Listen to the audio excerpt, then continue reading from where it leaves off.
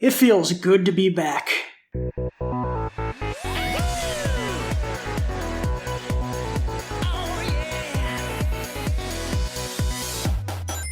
Good God, in just a couple months it'll have been 2 years since I last talked about Sonic. That is just wrong, man. Not just that, it's already been 2 years since Frontiers came out. Where does the time go? I guess it's fitting to start this one talking about how time has escaped me, but anyway, here we are with the newest game in the lineup, Sonic X Shadow Generations, and it really feels like Sega was bringing their A game when pushing this thing. From the animations, the third movie, a tie-in for said movie, the Sonic Symphonies are still going strong, their whole year of Shadow campaign. It's like the year of Luigi, but they aren't hemorrhaging money by the second. They even started pushing out these collector's editions for the game. I would have waited to make this video until it shipped out so I could do a fancy shot of all this stuff on my desk, but then I'd have to wait a year before making this, and I don't feel like waiting that long.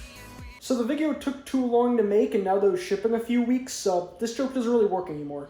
Before we begin though, consider this a throwback to my old Sonic Colors Ultimate video. If you were there for it, brownie points for you. If you weren't, don't educate yourself, it was pretty bad. We'll be splitting this into 2 parts. First we'll be going over the normal 2011 Sonic Generations. I'll also go over any new stuff the remaster adds, but it's nothing crazy, so it'll mostly be what you'd expect if I was talking about this game before this year. Next I'll go into Shadow Generations, because there's a whole lot to cover there. Basically, I'm doing 2 Sonic games in one, which means fat chance this video is less than an hour long, but maybe that'll make up for me neglecting my favorite series for over a year. With that, let's set it off with Sonic Generations. This was a super big game for me that also managed to elude me for years. I've told this story before, but back when I was a kid I basically went through gathering every Sonic game for the Wii because it was the only console I had, and when I picked up Sonic Colors for Christmas, I was finally caught up. A few years after that, I'd finally get some internet access. Mostly unrestricted internet access. The ripple effect that had on my life is still felt to this day. I watched a lot of videos on Sonic games on YouTube, and I'd learned that Colors was now old and busted, and I wasn't even aware of the new hotness. As soon as I found out about Generations, I had to know everything about it. I have nostalgia for this game, and I didn't even play it until like 2017. Honestly, most of that nostalgia surrounds stuff on the internet around the game, like Sonic Generate shorts, Generations in under 8 minutes, and those Sonic Anniversary interviews. I probably watched way more Generations-related animations than that, but those are still the most present in my mind. I also remember watching a ton of videos on the mods. If you were a Sonic fan on YouTube in the early 2010s, you most likely watched those Kobanermani 456 mod showcases. It's a classic. I have these running above the fireplace. It helps this was like my peak in terms of Sonic fan content on the internet, and this was just what made me excited for Generations. I could make a whole video talking about stuff like Sonic for Hire and Final Fantasy Sonic X, rest in peace, but that's for a different day, whenever that be. I'd eventually find out the game was only on Xbox or PlayStation, so it was off limits for me.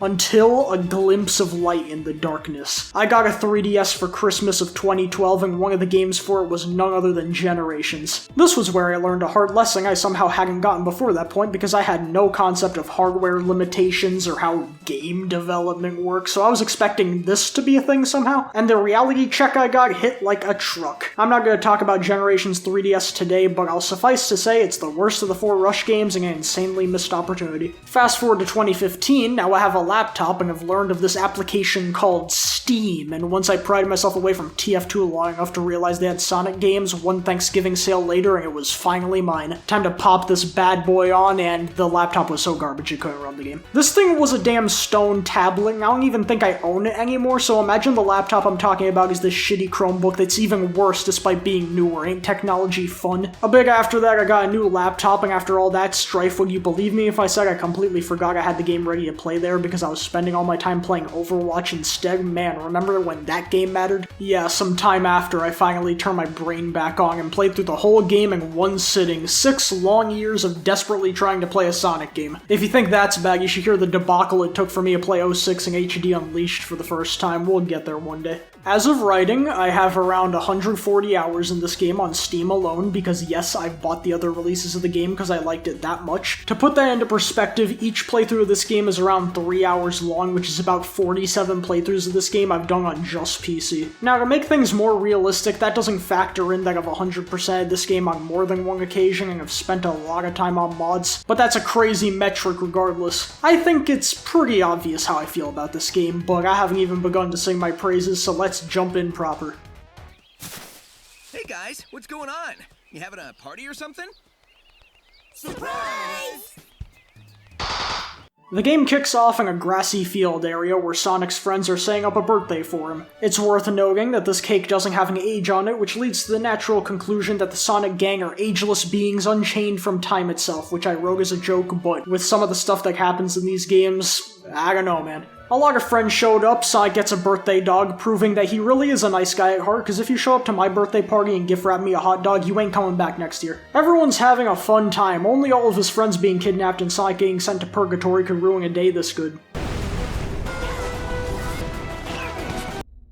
Damn it. Sonic runs through some familiar green hills, seemingly restoring the area, and Tails, who happen to be nearby. Now the name of the game is simple. Run through each new old area to return it to history while saving all your friends, occasionally beating up the more stubborn ones, and along the way Sonic meets up with the younger counterparts of himself and Tails that got dragged into this mess at the start of the game, so the two Hedgehogs team up to deal with the time demon that started this mess and maybe crack a few eggs along the way. Yeah, the story of this game is very simple to the point that it doesn't even matter, really, and part of me feels like that's pretty disappointing. A lot of Sonic's past was brought back for this game, and they don't do anything with that. Near the start of the game, Sonic and Tails look back on the stages they visit, but this lasts for 2 levels and ends there, which is super lame. I would have loved to see them reminisce on the locations and bosses they go through, especially considering the rewrite they did for the remake. The dialogue in Generations is mostly the same in both versions, but there are sections where some pretty decent portions are completely different, which is most notable for when they're talking about the first 2 stages. In the original, it feels like they didn't want them to acknowledge where they were, but still wanted to poke at it, so you get bangers like, "Man, Tails, I've never seen a chemical plant like this before."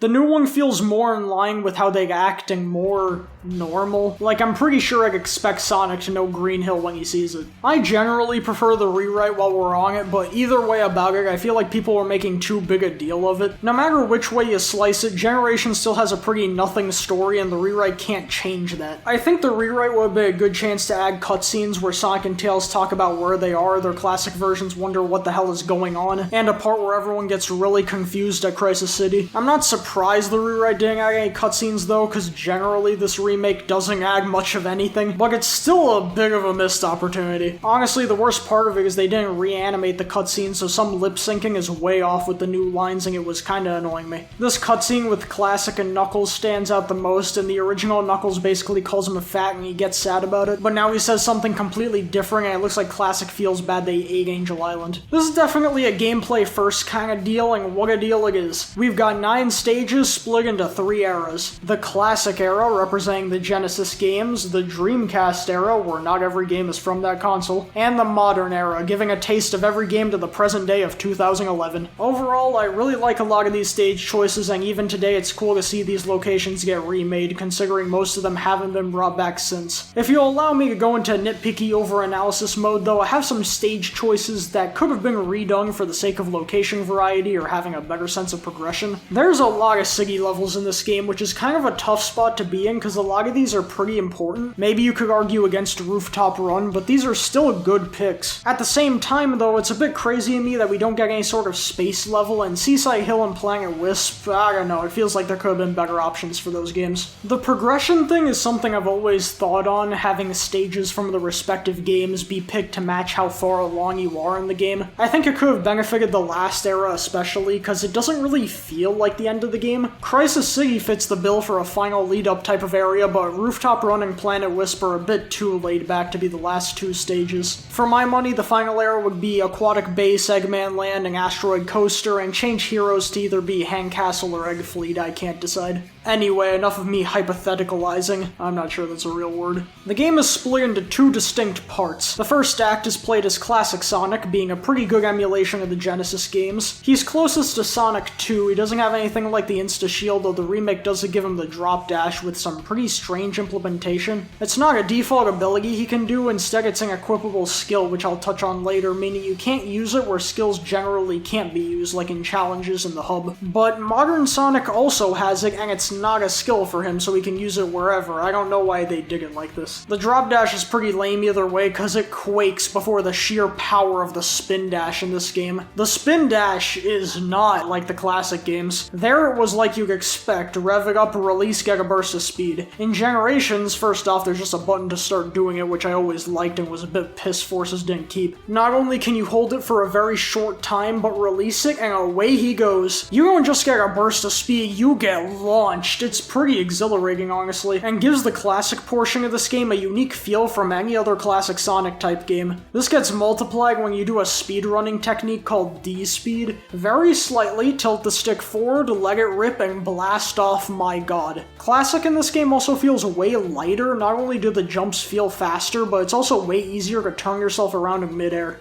The only area where the control falters is with rolling, as in you don't gain speed going down hills and in areas with large ramps you want to spin down like here in Speed Highway. It feels hard to even get the roll going. I feel like over the years I've really underappreciated what Classic's portion brought to the table. I always enjoyed it and knew they were good stages, but whenever I came back I never played these. I'd always go straight for the modern stuff. With my more recent replays though, I've really loved the classic stages here. They have a lot of elements of greatness from the Genesis games. Multiple pathways, routes to keep the speed going that require just enough practice to be satisfying, and lots of opportunities for exploration, especially with the incorporation of red rings from colors. I love how they make the presentation of the stages more dynamic. As soon as Green Hill, you get a lot more involved camera angles than you would ever get out of the prior 2D games. This is the greatest strength for making classic Sonic games in 3D. If you're not going to make them sprite-based, I think it's best to involve the 3D space, even if it's still a 2D game, and I've been a bit disappointed that despite also being 3D, Forces and Superstars didn't follow in Generations' footsteps with this.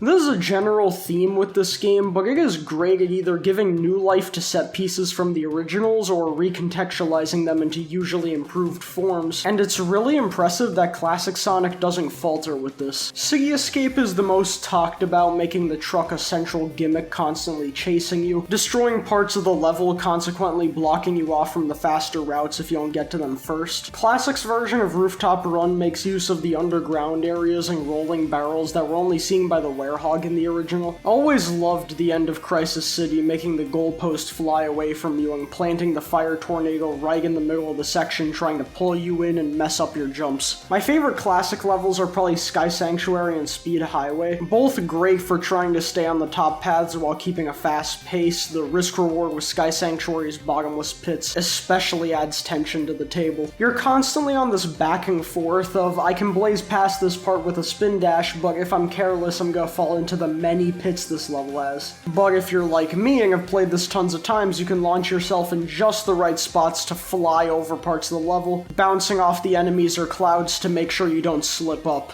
All around, Classic has some great flow that's on par, if not surpasses the levels from the Genesis titles. Then we move on to modern Sonic, reprising the boost formula, but this incarnation feels most similar to Unleashed, with how the controlling boost function. You know the drill, blast through enemies and collect rings to keep your gauge up and stay boosting. Generations introduces these yellow jump panels and reworks rainbow rings, both letting you do tricks when using them, allowing you to get more boost and even extend your meter beyond its max. As mentioned earlier, they gave Modern the drop dash in this re-releasing. My feelings on it are the exact same as when they put it in Frontiers. When am I going to use this? I think it might be even more useless here because it has to be done after an air dash, which kills all your momentum and it doesn't even pick up speed when you're rolling downhill. There were very few cases where I found it be even slightly beneficial to use it, because if you want extra speed, press the go fast button. If they were gonna add a move from the other boost games, I definitely would have preferred the double jump. It would have been nice to have it in combination with the air dash for once, especially since it's the only post-colors boost game to not have it. Speaking of stuff they added, you're now given the option to swap between the original's control style, homing attack on A, boost on X, and the Frontiers style, homing attack on X, boost on right trigger, and I could not get behind that. It worked fine in Frontiers, but for Generations, not only is left trigger drift now, which is a little annoying, this game also uses the quick step way more than Frontiers did, which means I need to swap to doing this with my hands to boost at the same time, and no thank you. It also doesn't help that I'm just used to Generations controlling like this, which is probably why I didn't have a problem using the default Frontiers style when I played the Shadow portion. But, you know, that's an option, I suppose. The design of modern Sonic stages feel like the perfect in-between of the levels in Unleashed and Colors. It has that greater emphasis on speed, flow, and quick reaction time that Unleashed did, but it also is more forgiving, has more alternate routes and has more platforming like Colors did.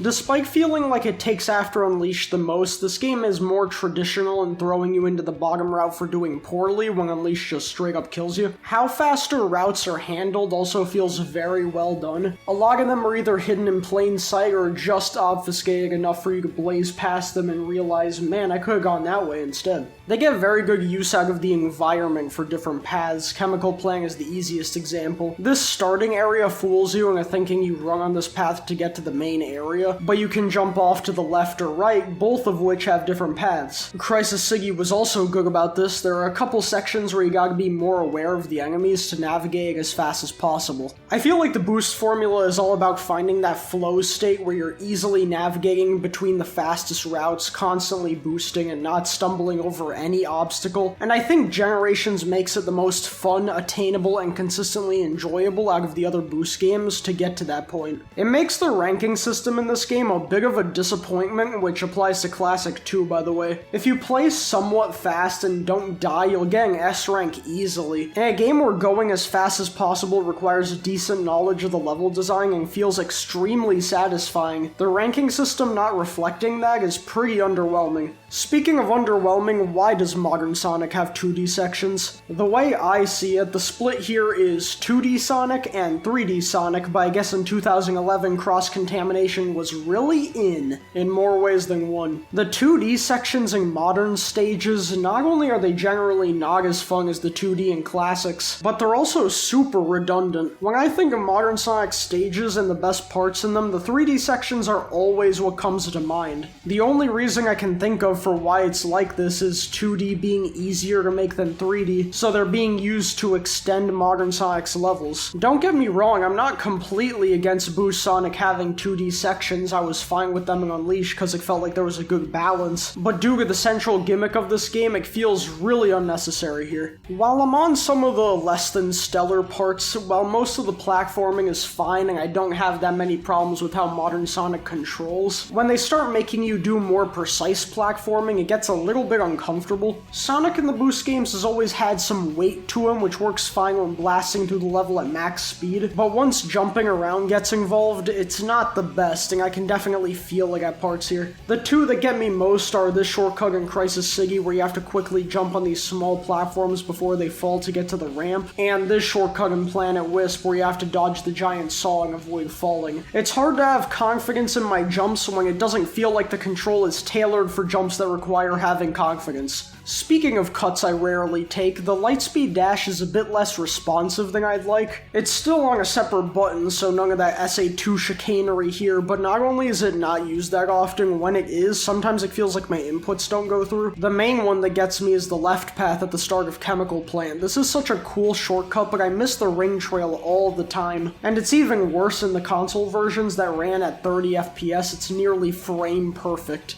On that note, I want to go more in-depth with the levels because I have a decent amount to say on each of them, so let's make things fun and go from my worst to best in what's on offer here. I'd say Generation's worst stage is Planet Wisp, coming as a shock to absolutely nobody. It's pretty generally agreed upon, but I think it's impressive the worst this game has to offer is something that's just okay. They were extremely faithful to Sonic Colors here because 90% of Modern Sonic's part is 2D and never ends. But really, I like that they pay homage to the original by letting you use the Wisps, but the ones they chose aren't great if you ask me. Half of Spike's gimmick is using the spin dash, which was fine when you didn't have it in Colors, but they gave it to Classic Sonic, who already has that, so that's kind of redundant, and Rocket is lame no matter how you slice it. For my money, I think Classic getting Drill and Modern getting Frenzy would have been way more interesting, especially because I feel like it would have given you more freedom in how you use them, because they were a bit too gimmicky and forced here. In the original, they led to new paths, but they were optional at the end of the day. Here you have to use them at certain points to progress, which becomes a bit much. Ironically, I think they get better use out of Rocket here. There's way less parts where you have to use it compared to Spike, mainly being reserved for alternate paths. And if you don't want to use it for that, it can instead help you fly back up to the top routes when you fall. It's a fine enough stage, it just has some steep competition when put against the rest of what the game has to offer.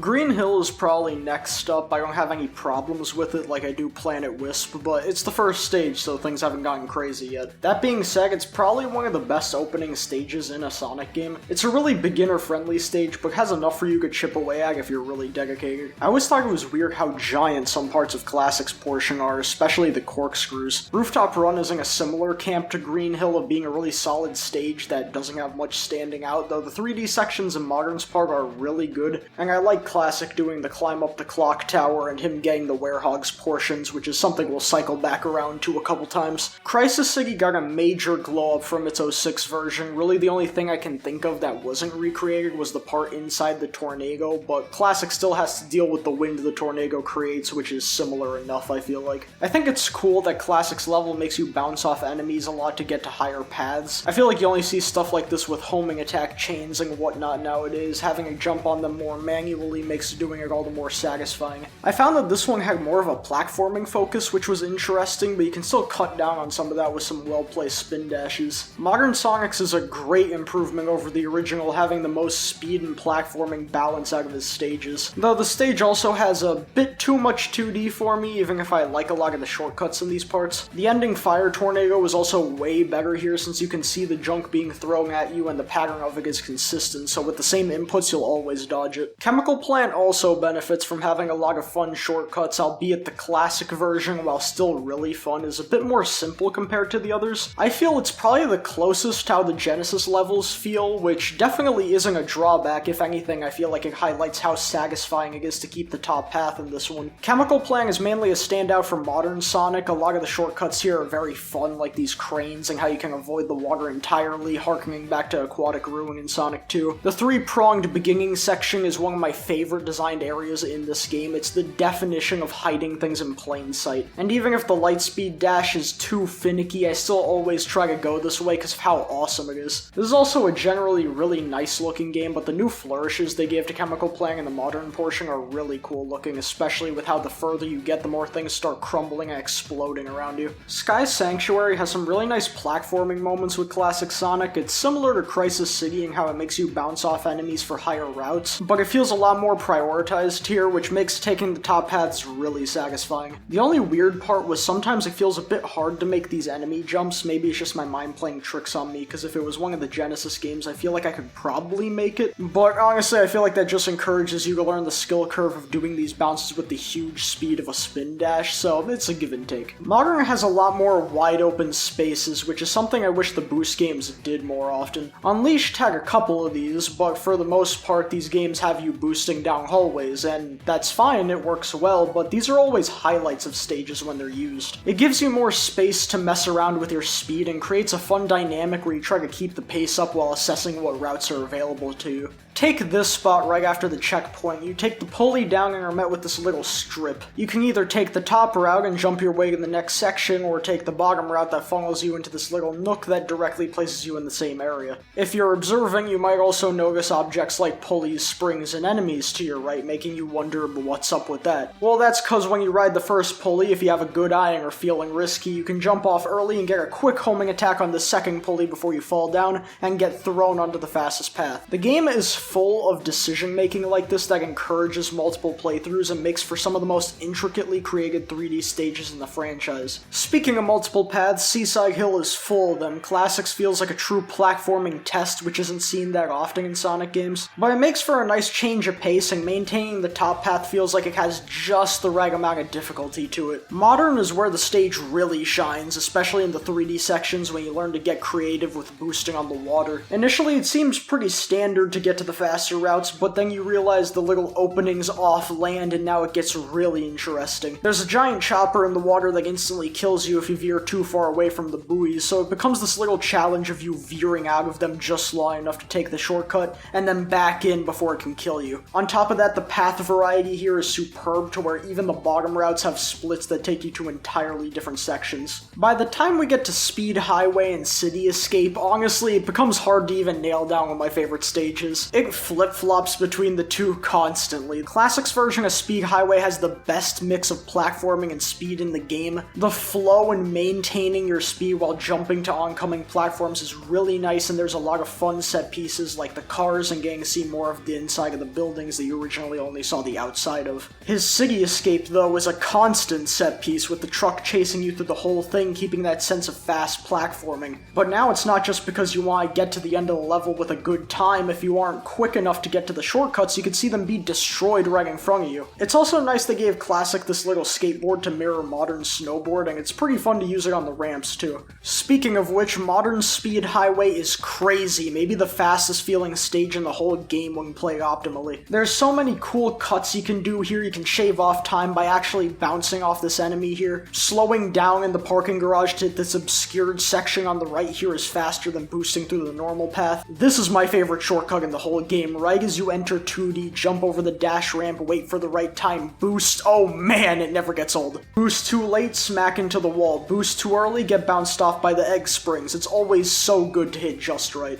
City Escape is also a blast. We get more of these open spaces like I mentioned earlier, and they actually added some alternate paths to the board section at the start. It's good for a lot of the same reasons as Speed Highway, but honestly the more I think about it, I might prefer that one. This level's still incredible, but there isn't as much path variation and a bit too much 2D by the halfway point in Modern's area. But even then, as you can tell by me gushing about it for 2 full pages of my script, the levels in this game are extremely good. Probably the most consistently quality Sonic stage lineup in the whole series. The worst stage would still be a contender for one of the better stages when placed in many other Sonic games, and we're not even done yet because we've still got the bosses to tackle. Well, first you gotta actually unlock the bosses. The hub has 3 keys in each level and an era. Grab the key for each level and you can fight this era's boss. You get the keys by beating a challenge for a level. You've only gotta do 1 per stage and then the key is handed over to you. Challenges are fine. There's 90 of them split between Classic and Modern, which is way too damn many of them, especially considering how throwaway a lot of them feel. There are some good ones, like the ones that use Classic's elemental shields, the one that showcase a skill you can unlock for Modern, and some random ones like this balloon mission in Sky Sanctuary, the Classic Tails mission in Chemical Playing, and the boarding mission in Rooftop Run. I would've liked to see more like this one for Modern in Planet Wisp. It's this cool obstacle course that challenges you on using all of your moves, and does a lot with the Lightspeed Dash, and this new backdrop for the level as well is really nice looking, but the rest are pretty unimpressive. The design for these are either reused level design from the original stage, especially in Modern's case, or they're very boxed in and kinda blocky. It's not as blatant about it as, say, the bonus stages from Forces. They're generally more intricate and actually uphold the level theme, but I'd say it's only a couple steps up. Some can also just be annoying or really uninteresting. Classic's race with Amy is bad because these spinners are even worse to control than they were in Sonic 3. Dealing with SBO and Speed Highway is annoying when it tries to be difficult and boring when it isn't, and gaining S rank on Vector's musical notes makes me feel ill. I'd say it's just padding, but it ain't even good padding. A lot of these challenges only go on for like a minute. The longest ones are generally the doppelganger challenges that have you running through the same stage again with a pretty easy time attack to deal with. I feel like it probably would have just been better if they shaved it down to like half the challenges that are there and only kept the good ones and basically get rid of all the filler.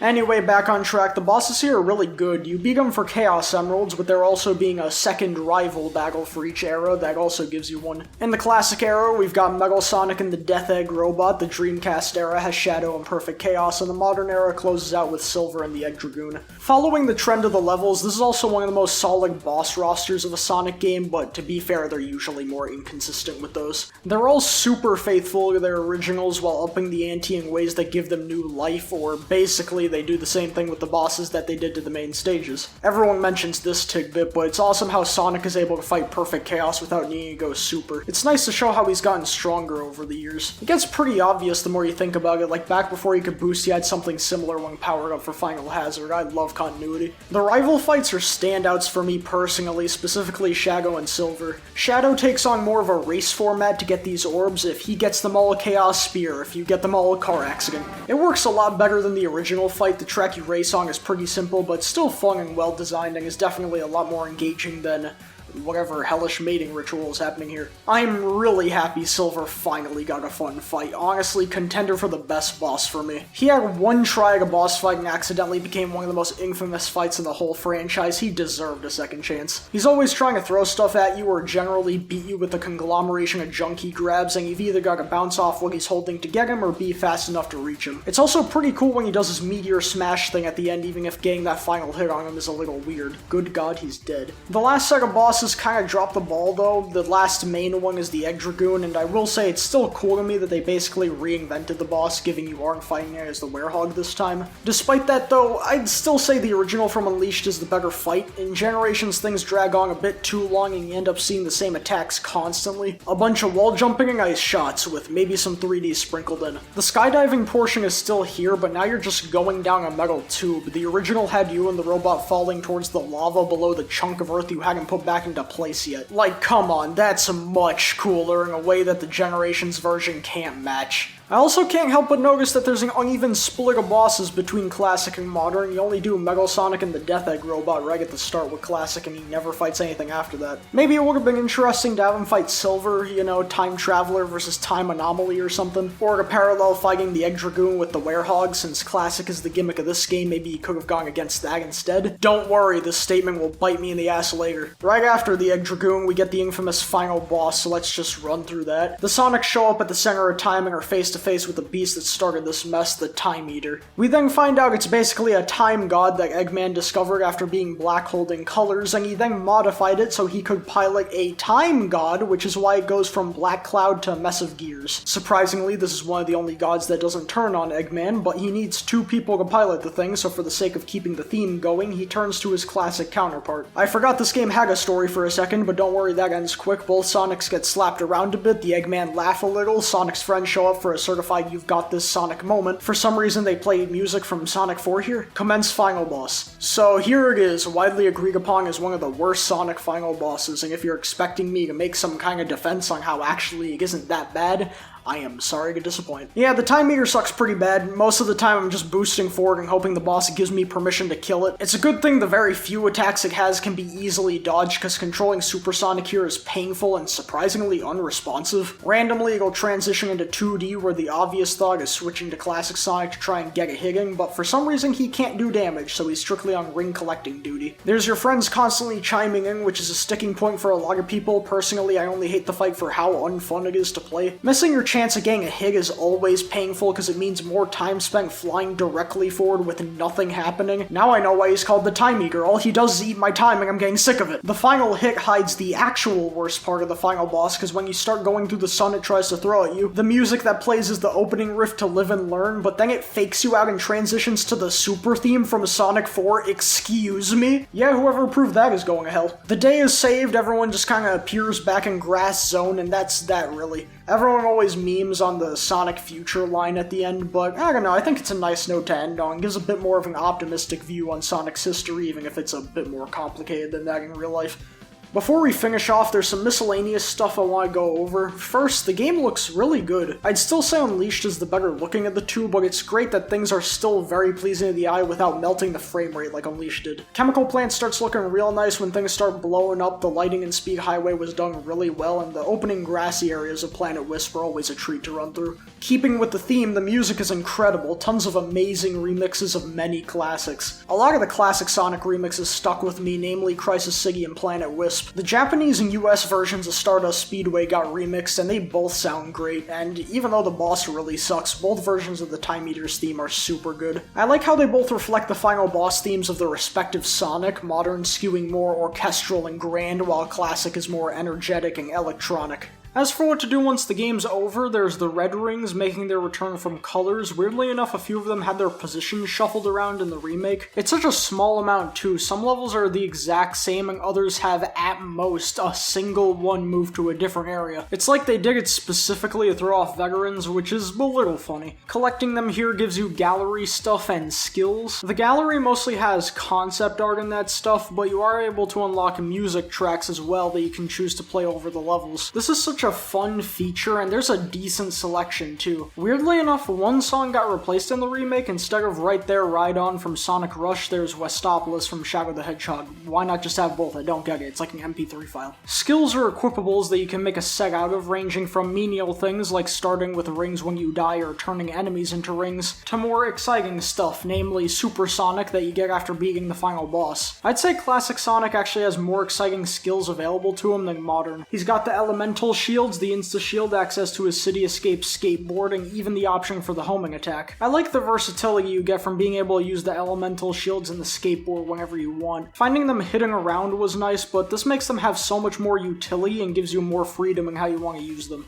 Even if Modern doesn't have a ton of good stuff at his disposal, all he needs is a few. Endless boost, speed up, blast off, and optionally acceleration up. You can blast through stages with this. Replaying Modern stuff with these turned on is awesome, and in some cases even opens up new options for you, either because of your faster speed or unlimited boost. And then there's Supersonic. This was disappointing. For Classic Sonic, it's basically an invincibility power-up. I don't think you even move faster. And Modern Sonic is an autopilot button that guzzles down rings. Why would I want to use this? The remake added Chow to collect as well. People were hoping this meant a Chow Garden, but you grab these guys just for the sake of grabbing them. I was surprised by how weirdly they're hidden though. There were a few around the top paths, but most are put in these side paths. There's ones you gotta wait around for. This one in City Escape is diabolical, and one of them even showed me a section of Classic Planet Wisp that I hadn't even seen before, so that gives them at least a little value to me. Speaking of collectibles that do nothing, there's these trophies you can find in a secret room in the gallery. They're all here by default in the remake, but originally you get them through putting in these codes. I always wondered how people were supposed to find these without looking them up, but the most I could ever find was this Jazzware statue that came with some codes. I can't figure out whether it came with 10 or 15 of the codes, but either way it's a problem because there's 56 of these things. Where'd the rest of them go? What else? The remake added these skins for both Sonics, one based on Adventure, the other based on Sonic Jam. These are pretty cool, especially the Adventure one. I dig my first playthrough on this version with both of these on. I guess there's also the Genesis controller that's only in the 360 version for some reason. It lets you play Sonic 1. It's not in the remake, and I don't know why unless it's to push more copies of Origins, but seriously, look me in the eye and tell me you care. Check under your couch cushions, you'll probably find God knows how many versions of Sonic 1. Do you really need a 76th? Yes, I do. As for the new version of the game, there's actually not much to talk about. It's basically unchanged generations, which is nice, but maybe there could have been a bit more than that. I know most are scarred from Colors Ultimate, I know I was before this came out, but I don't think the problem inherently is deviating from the original, it's just that Ultimate was a game full of downgrades. I think we definitely could have had improved graphics and maybe some extra content, even if it was superfluous stuff like Colors Ultimate had. That being said, I haven't encountered anything bad in this version either. The worst I found was Silver's shadow going through the floor and being T-posed here, but considering that's it, we've come far in 3 years. Aside from the script changes and drop dashes, the largest difference is some of the changed voice actors from the original. For me, that means no more weird Minnie Mouse Amy voice, was never a fan of that, and having more of Silver's new voice. I was always a fan of this one since Team Sonic Racing, so it's nice to see more of it even if it feels like Bryce Papenbrook falls into his Makoto voice at times. So, I don't know if you can tell, kinda really like this game. It's pretty hard for me to even pinpoint a part of the game I actively dislike, except the part that nobody likes. But most Sonic games have way more than one bad part, so it's fine. It's an incredible celebration of the entire series up to that point, and I love how it doesn't shy away from celebrating the bad Sonic games as well. It shows a ton of confidence and pride in their legacy in a way that's fun, it's cool, it's like an infectious positivity, I like it. I would definitely recommend this as a starting point for anybody interested in Sonic. I'd say the only downside to doing so is not being able to have that point of reference that longtime fans would, but that's made up for by instead getting a greatest hits compilation of the entire series. I feel when trying to recommend a Sonic game to a newcomer, my biggest aim is trying to find a game with as little Sonic bullshit as possible. You know, the type of thing Sonic fans have grown accustomed to through replaying these a million times, but normal people might despise it. What am I talking about? Rail switching in Heroes, playing as big an adventure, debatably the entire Werehog, or the level just being annoying in any game. Generations is pretty much free from all of that. It's one of the few Sonic games I can think of that's good without any caveats, and it's wonderful. This has remained one of my favorite games of all time for years at this point, and I wager it'll take a long time before it's outdone. Hey Sonic! Enjoy your future! It's gonna be great!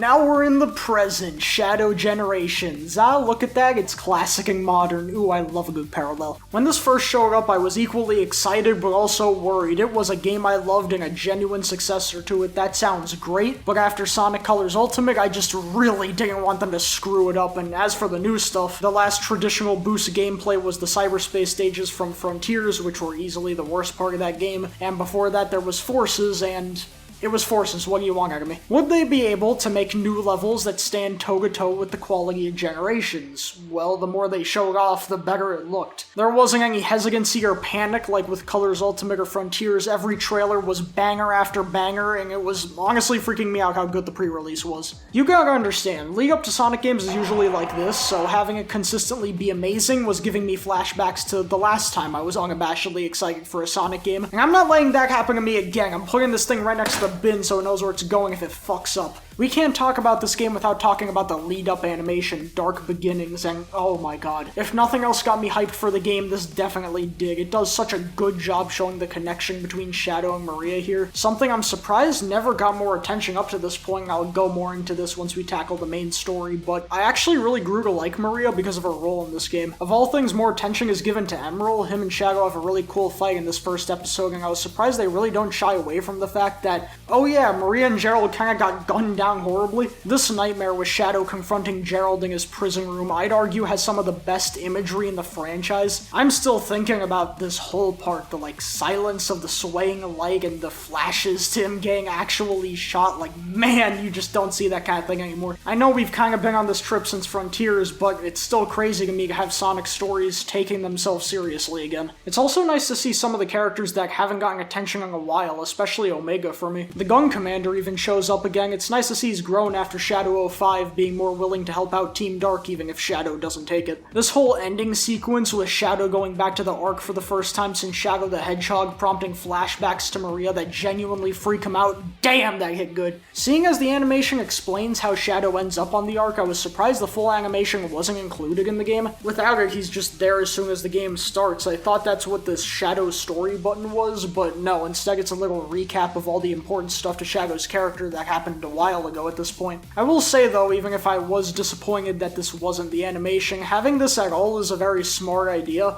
A lot of new fans coming into the series probably weren't even born when Shadow the Hedgehog came out, and coupled with the cross-promotion with the movie, it feels like Sega wants this to be a viable option for someone's first Sonic game, and so it's good to make sure that they're caught up. And on that note, now that we're caught up, let's jump into the game proper.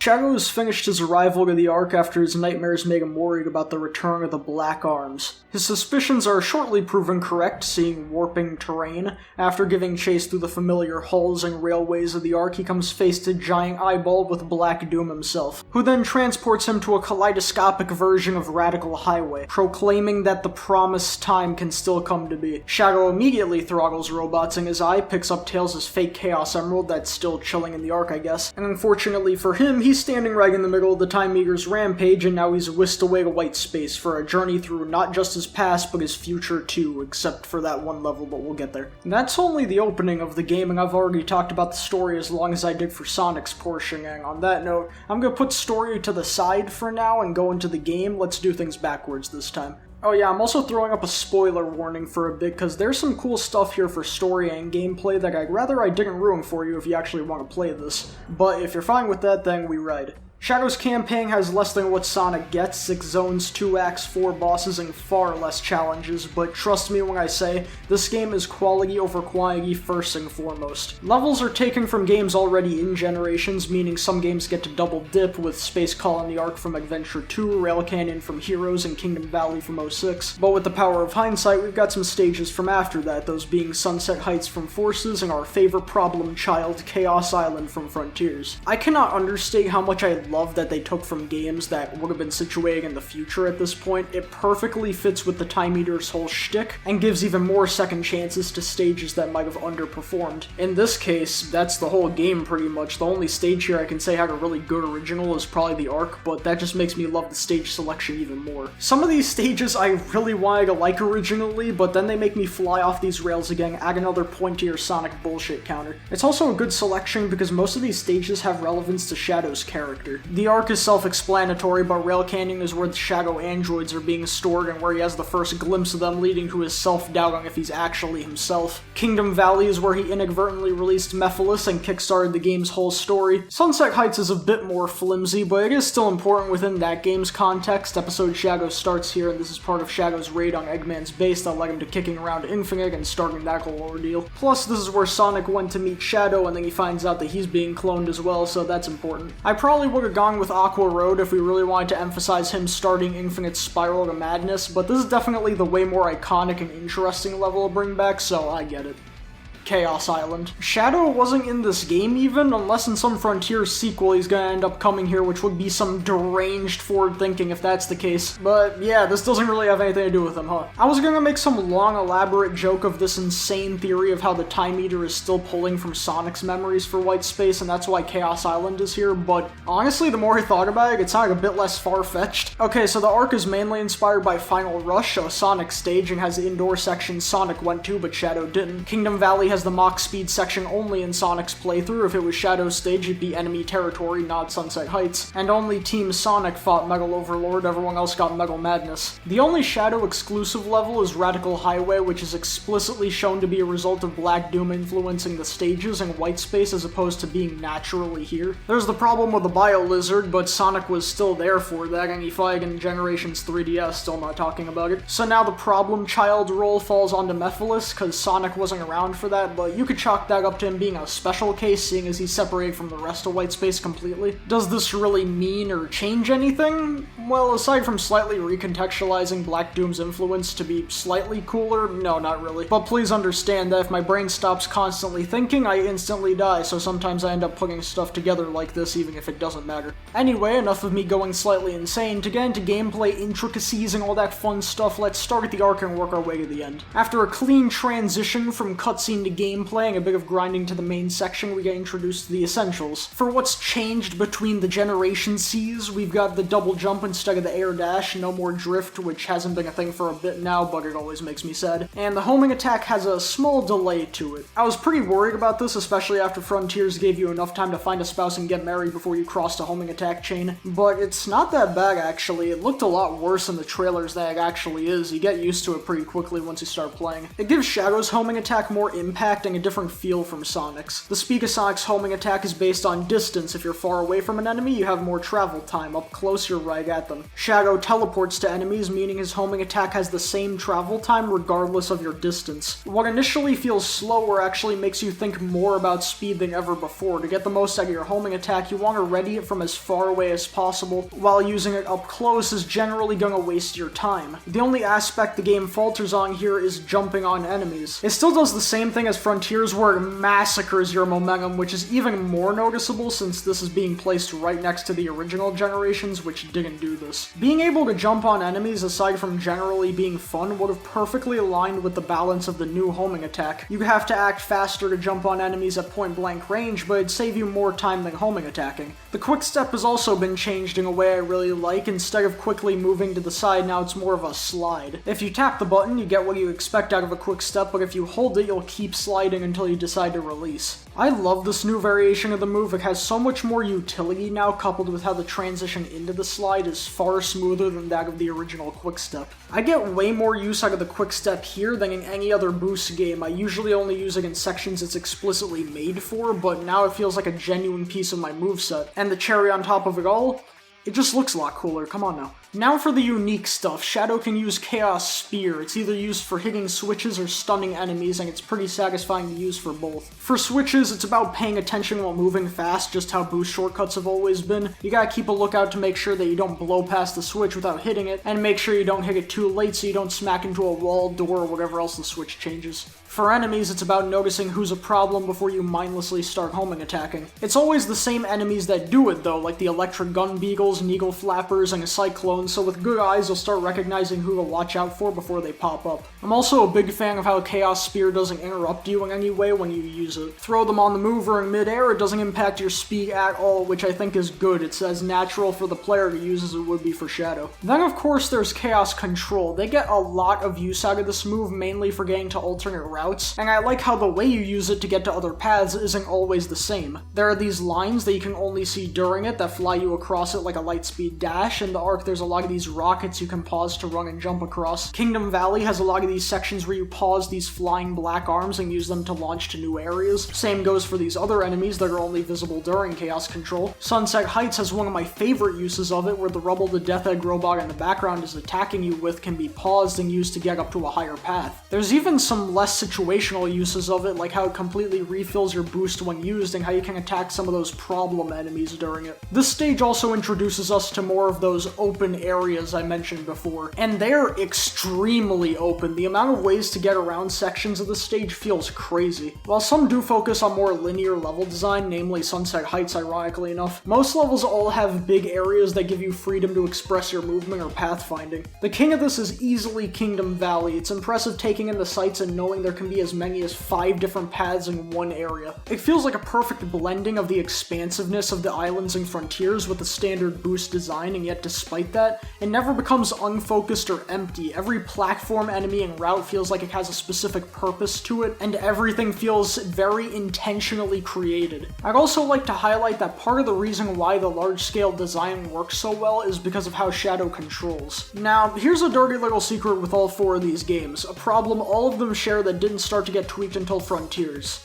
They all control pretty bad. Now that immediately brings up the question, if they all control bad, why does nobody generally complain about it? Well, that's easy, because it works for what the game wants from you. In fact, let's separate 2 of these to illustrate what I'm talking about. Unleashed and Generations have the largest focus on boosting down hallways and keeping your speed up through quick reaction time. Sure, you'll still have to make jumps, but there isn't much in precise platforming. I think the hub areas on Unleashed show this weakness most. I never like going through the ones in Chunnan or Shamar, because they feel like they're made for a more traditional 3D platformer character, and that's just not Sonic here. Colors and Forces do have more platforming, and you know what they added? A double jump that the other 2 have, and while Forces has a slew of control problems I won't get into, it makes them feel a bit more geared towards platforming. That being said, both of these games are still trying to emulate the control of Unleashed and Generations, so this comes off as more of a band-aid fix than anything, and while Colors does have the best range of turning that you can get out of Sonic here, it still doesn't feel ideal at all times. Frontiers felt the most geared towards precise platforming, with the return of the double jump and air boost that's practically a third jump, paring back a lot of the weight Sonic had in the previous games, making jumping between platforms feel way less heavy, and making it much easier to stop on the ground.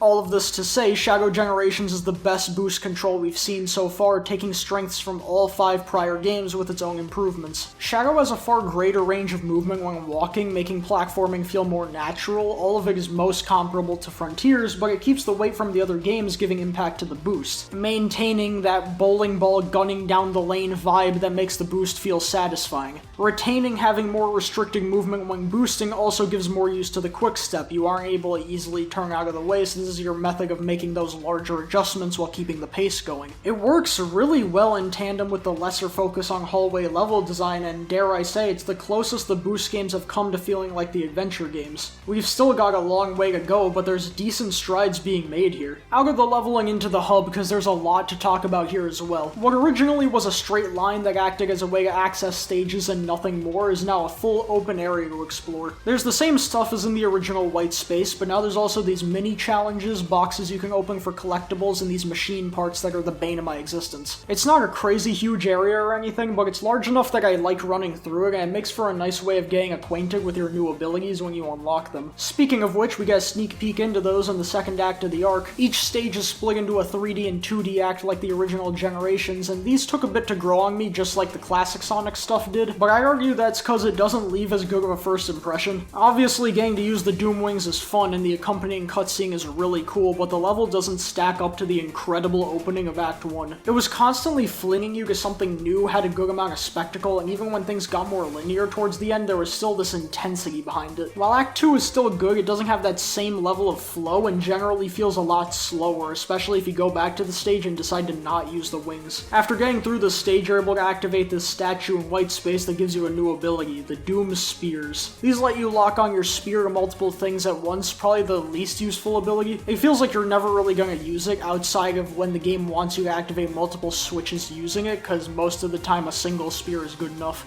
Doom Blast is oddly enough the only way you can actually deal with the black arms. You beat them up a little, launch them away, and teleport to where they got hit. This seems pretty standard, and honestly in 2D it kinda is, but what makes it in 3D is the freedom you have while using it. Sure, the game's gonna tell you where it wants you to throw them, and sometimes you can find alternate pathways by like moving the aiming slightly to the left or something, but what really makes it is when you realize that you can aim these guys wherever you'd like. There's no limit to where you can launch them, and as such, no limit to where you can get sent, so with some creativity, anywhere can become a path, which is really cool.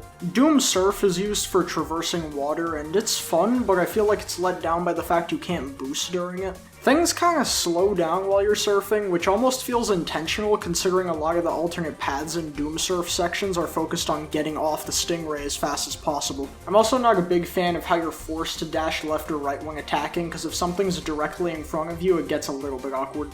Doom Morph is most people's least favorite, and I can see why, because it isn't explained very well. From what the tutorial tells you, you can transform using these orbs, do a dash while on the purple stuff, and swing from the purple orbs. Immediately though, you get into Chaos Island and see orbs with rings leading upwards. The arc doesn't go that way, and the alternate paths feel made with going vertical in mind, which is coupled with not many people jiving with how the boost works being more of a spurt of speed than being constantly active. Well, the game doesn't explain this to you like the other tutorials, but releasing the grapple button midway through the swing shoots you out the opposite end, which is integral to this thing's movement. If you go into the menu and look for the tutorial there, it explains it to you, but no other ability hides important stuff like this, and I don't know why it went unmentioned. As for the boost, you gotta learn to time it out so that you always boost exactly when you need it. For example, in this large passageway, I space out my boost so that the last one hits just as I go for a jump so the momentum launches me to the spring. Doom Morph is definitely the hardest one to get to grips with, but I started enjoying myself once I got past the learning curve and was able to master it. I really like the ability progression in this game. I think they all offer something completely different and do a good job in letting us traverse levels in ways we haven't been able to before. Stages from before a certain ability is unlocked generally won't use that ability, and I'm a bit split on this. On one hand, it's nice to be able to get the full level experience on the first playthrough and not have to worry about missing out on certain sections, like playing levels in colors before unlocking some wisps, for example. But on the other hand, like colors, I think getting new routes making use of these abilities would give incentive to replay each stage and make for some nice exploration. Granted, there already is incentive to replay stages, because nowhere are you finding the most optimal routes on your first try,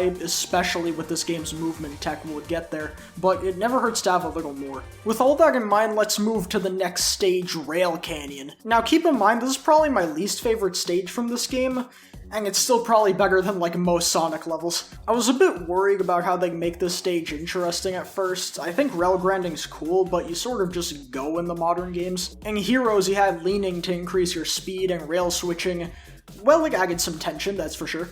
Shadow Generations has a simple solution to this, just put more stuff on the rails. Sure, there's times where it's empty, but these are mostly during transitions. When you're in the thick of it, you have to pay attention a lot more than I would have expected. A lot of hazards around, you have to switch to where the buttons are to change the rails, and they get a lot of use out of the train cars that shoot spike balls onto the track. They still do their thing of blowing up the rails, forcing you to the lower paths, but now you can use Chaos Control to prevent them from getting destroyed, which is a really cool way of reusing the mechanic. What's cool is that a lot of sections where the rail grinding is pretty empty are able to be skipped if you find the alternate paths, so it feels intentional as a way of encouraging you to find ways to bypass it. We get dropped into Radical Highway again, and I love all the mind-bending stuff they do with these parts. It was already really cool to see the first go-around, but here there's way more of the terrain changing, gravity flipping, and there's more shortcuts to take than in the Arc section. Rail Canyon's Act 2 is way better than the Arcs, even if I do have a couple problems with it. This stage shows how Shadow Generation's optimal routing is a bit more complex than your usual Sonic game. For the most part, they're about sticking to the top paths and stringing together the fastest routes, but here that isn't always the case. Chaos Control stops the timer for 5 full seconds, and you gain meter for it by destroying enemies, so sometimes if the slower path isn't that much slower and it has more robots to blow up, it can be beneficial to go that way instead. Here, for instance, at the end of this rail, you can either go to these red hoops to bypass this small section, or fall down and do some short platforming around these electric dudes. Now, I come into this section with an almost almost filled chaos control gauge, but if I skip this portion by taking the red hoops, I go directly into a capsule that refills my entire bar. Instead, the fastest route here would be to take the bottom path to get meter from these enemies to stop time, and then be ready to stop it again once I get the upcoming capsule, essentially giving me a free 5-second reduction on my time I wouldn't have gotten on the top path. I'll get more into this later because it makes optimal runs these stages super wild and interesting to discover for yourself, but this level has a lot of fun opportunities like that and challenges you to keep your chaos control going for as long as possible.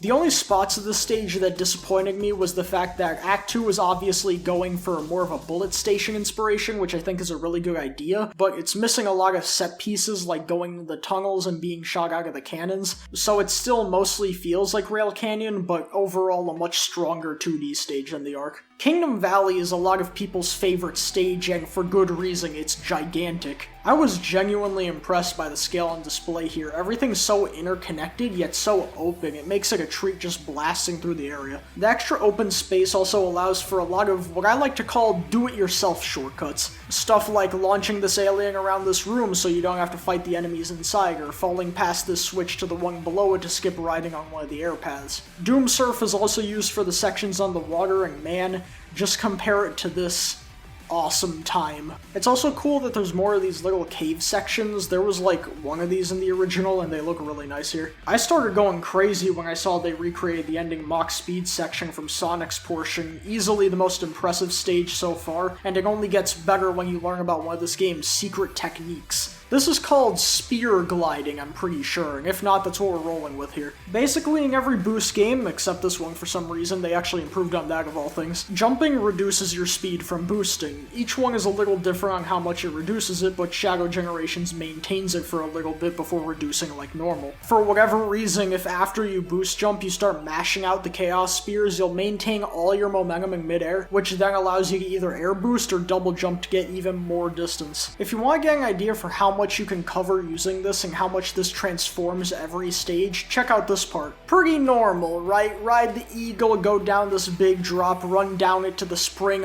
Wrong. This bird is a nothing to me. Hit the spring and send yourself flying. I can get over here without your help, thank you very much. Once you start doing this regularly, you can't go back. There's so many new options open to you, so many new ways to cut corners. Genuinely, this might be one of the most fun Sonic games to grind out faster times. I like how recently Sonic games have had a special technique that defines them and probably wasn't intentional, but the devs just roll with it. This game has spear gliding and debatably chaos control. Frontiers had the homing dash, Superstars had crushing guilt, but I'm not his therapist. If you haven't tried playing a stage in this game with spear gliding yet, pick your favorite of the bunch and just start trying shit. I promise it'll open your eyes. Act 2 is also a fun time. I like how it takes place a lot more inside the castles themselves. It's actually crazy the original barely even did anything with that. Honestly, the stage stands out more to me for the presentation. As a level itself, it's fun and there's a lot of good chaos control shortcuts, but there isn't that much new to talk about here. Next up is Sunset Heights, and man, I don't know what Sonic's deal is, but I swear the hypest moments are always when they bring back something from one of the bad games. I can't lie, when I saw that familiar opening on that linear track surrounded by dilapidated buildings going into that immediate downhill and those opening notes kicked in, it didn't matter what I've said about Forces over the years or any of the hate I've harbored, because more than any other stage before this,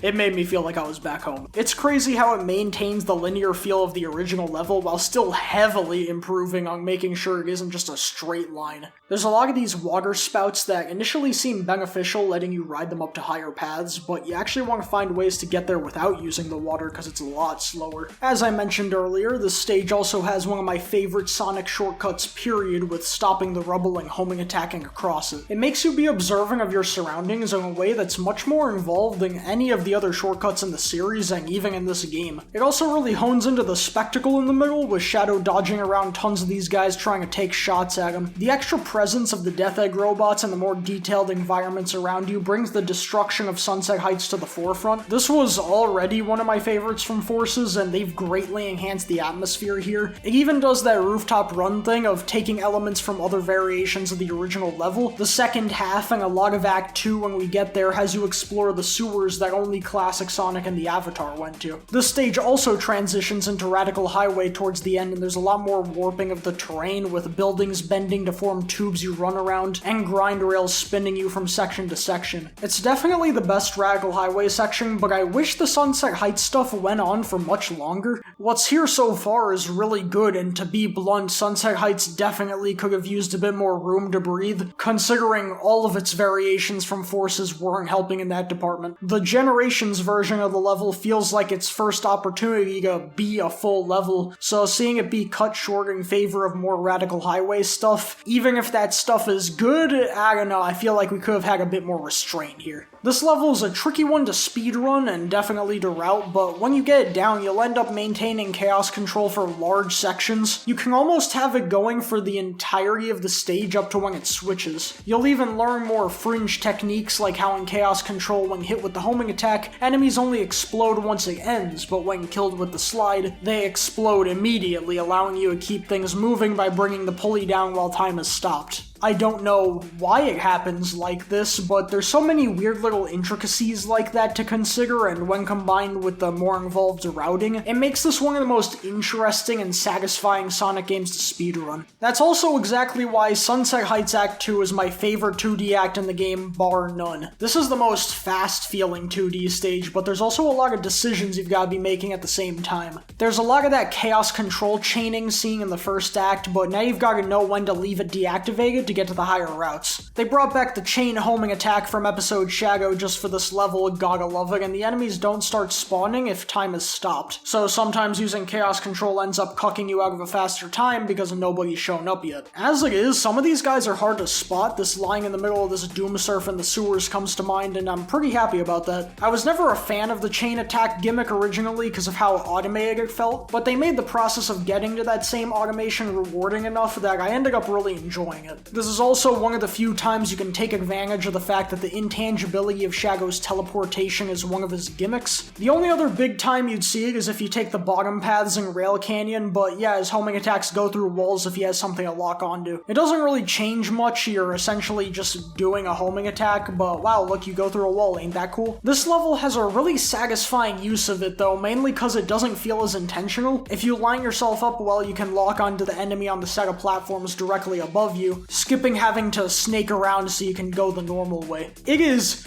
really cool to pull off, and even cooler the first time you do it, but I wish they got more use out of this feature, cause I imagine there would have been some awesome uses for it if they just kept on pushing how much they could get out of it. Act 2 is also where we see that dynamic camera classic Sonic had on full display. The other stages had it too, but this is where they really have fun with it, to the point that some parts look like they could have been a normal 3D level. I was already happy with its implementation in Sonic Generations, so having Shadow expand on that even further was a treat to see. Then we get into Chaos Island. I already know the complaints. It has nothing to do with Shadow. It doesn't have as much purpose as the other levels. It's only here because of asset reuse. It being centered on the Doom Morph is annoying. And look, I hear you. So hear me when I say this.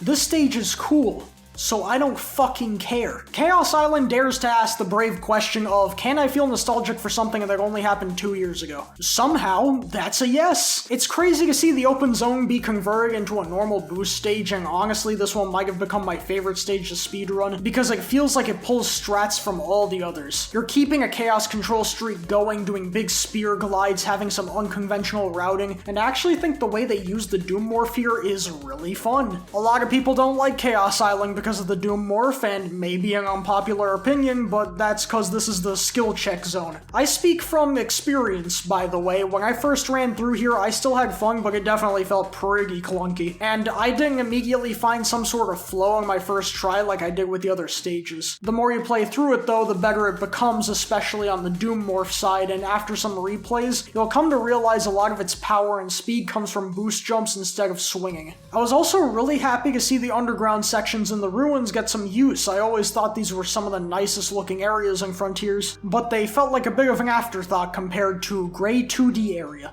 Speaking of which, Chaos Island really makes it notice this game is built off Frontiers. Remember how some parts in that game would murder your jump for seemingly no reason? Check it, doesn't happen in the entire game, but as soon as they start directly porting geometry over, it's like I never left, I'm gonna lose it. Act 2 also doesn't seem very liked, and I definitely get this one. It feels slower paced with the patterns of these rolling balls being sometimes problematic, sections where you have to wait on these moving platforms and a larger focus on platforming overall, and I definitely understand where people are coming from, but I don't know, I actually kind of like this one. A lot of the fun and speed you'll get is by circumventing all this stuff. The cycles of the balls are consistent, so with good play you can always dodge them. With some well-placed boosts and stomps, a lot of the platforming can be blasted through, and I actually really enjoyed the moving platform sections when I ditched the platform and did the tight jumps to make it across without hitting the obstacles. But there's one final stage separate from the rest of them. As the Black Moon grows in power, white space is converted into the Doom Zone, with the final level residing inside the moon itself, and it's Radical Highway. It's Radical Highway, we're back here again. I think Shadow's first ever level getting a rerun is cool and deserved, but you have the final stage in a game where the main antagonist is Black Doom, and it takes place inside of a Black Doom moon, and your decision is to not make it the Black Comet from Shadow the Hedgehog. Okay, man. Everyone's already said it at this point, but it's kind of baffling that there is no level from Shadow 05 in this Shadow video game. It also doesn't hit as hard seeing Radical Highway at this point, considering you keep seeing it throughout the entire game, so by the time you hit the end, you're bound to be like, oh,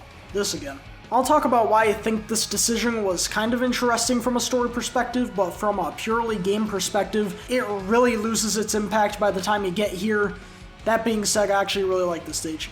An interesting turn, both acts here take place in 3D, but they still have a unique feel to them. Both acts implement the warping terrain and changing gravity from their sporadic appearances in previous levels, but Act 1 is way more reserved in its usage, feeling like a more traditional representation of Radical Highway, while Act 2 completely leans into it and is the most chaotic and expansive feeling level in the game. Both of these also have basically two entirely different playthroughs you can take, either with or without your new Doom Wings. If you ask me, Act 1 without and Act 2 with are my preferred ways to play. What really gets me about these is that after replaying both of these multiple times, it still doesn't feel like I've nailed down the perfect route, and despite that, it still always manages to feel satisfying and engaging. I especially appreciate this cause, look, I've been playing Sonic my whole life. When I jump into a new Sonic thing, it feels like I've already got that flow immediately. So it's nice to have something that challenges me to think and forces me to put more effort in than I usually would. This stage also has some of the craziest and most hidden shortcuts in the game, and I'm not talking about unintentional stuff like using a good spear glide and jumping off camera to skip a portion in the arc. No, this is only using standard mechanics of the game that a normal person is intended to be able to take.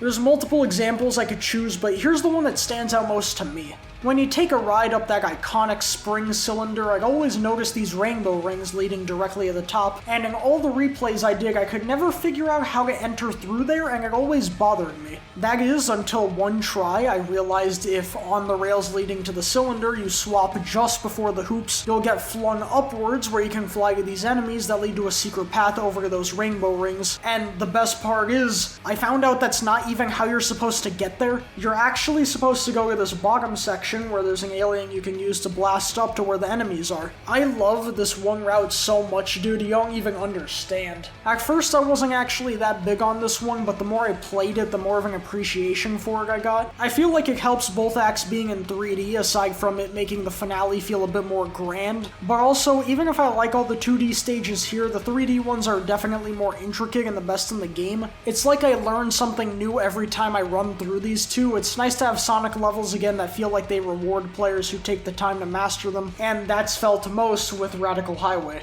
Now before we move on, I want to keep focusing on the speedrun factor of these stages, since it's been sort of an overarching theme. I did that for a very specific reason, and that's because I feel like speedrunning, even casually, transforms these levels from grander and further improved versions of what was established in Generations, into these giant sandboxes where the world is your oyster and the only limit is how far you can push yourself. I know that saying a Sonic game is fun to play fast might sound about as obvious as saying water water is wet, but apparently it isn't, and that's how we end up with Sonic CD. What I mean is that Shadow Generations feels like it transforms itself when played at its peak in a way that I feel many other Sonic games don't. Of course, there's always stuff like out-of-bounds tricks and hidden mechanics, but it doesn't feel like there's a lot to experiment with in the confines of what the game expects out of you. This is a good factor in my opinion because it makes big skips feel more intentional, allows these techniques to be more accessible, and makes unintentional stuff like going out of bounds feel even more rewarding. This is also why, once again, it feels like the ranking system falls short. S-ranks put up a bit more resistance than in Sonic's campaign, but it still doesn't feel like enough. I know I've got tons of experience under my belt, but I don't think I should be getting nearly every S-rank on my first try, and even then, I was seeing a lot of people with way less Sonic history than me getting good results on their first runs. The only one that felt like it actually challenged me to do better was the final boss that I somehow got a D rank for on my first playthrough, don't know what happened there. That's an extreme outlier though, cause other than that, they came easy for me. I'd go as far to say there's an argument to be made that they're easier here, cause they got rid of the perfect bonus requirement for an S, so once or twice I was able to get the best rank even though I died, and yeah, I don't think that should be something I can do. Even beyond the fact that I'd like to be actually challenged, I feel it's good to encourage new players to experiment and try to play the game at this higher level given how fun it is. I wish Sonic games had a Pizza Tower-esque ranking system with S ranks acting similar to the P ranks from that game. You gotta put your all into it and play the game at a higher level than normal, but you'll feel incredible when you do. And even if you can't reach those higher ranks, the skills you learn from attempting it will make the game more enjoyable anyway. There's also a bit of an elephant in the room when talking about speedruns in this game, and that's chaos control. There was a little discourse revolving around it since some people thought it was a bit weird to have the fastest time in stages and not involve taking the actual fastest routes, since sometimes it's actually more beneficial to take the slow lane so you can grab those chaos-laden enemies. I think it's fair to have some reservations about a Sonic game where taking the fastest routes doesn't always mean going the fastest, cause that's how the games have been designed forever, but I think it gives Shadow Gens its own unique flair. I also feel a generally less skilled player accidentally stumbling into the lower routes is still gonna end up with a slower time than someone going down there with an explicit purpose and plan. On top of that, I feel like it always comes down to routing in the end anyway, cause depending on just how slow the bottom route is, even using chaos control could still end up being worse than the top. Act 1 of Rail Canning is probably the most straightforward about this and has a more traditional stay on the top path route, cause while the bottom paths have more enemies to give you chaos control, you end up going these very roundabout ways that make it slower overall. Even if you've still got a problem with that, the easiest speedrunning solution is literally just in-game time versus real-time. While I don't think that's necessary, I do think it's a very interesting option to take, cause the way you route yourself entirely transforms when going off real-time. Now since chaos control can't stop the timer, it has more situational uses unless you want a boost refill. It becomes entirely about getting from point A to point B as fast as possible, and it gave me even more of an appreciation for these stages.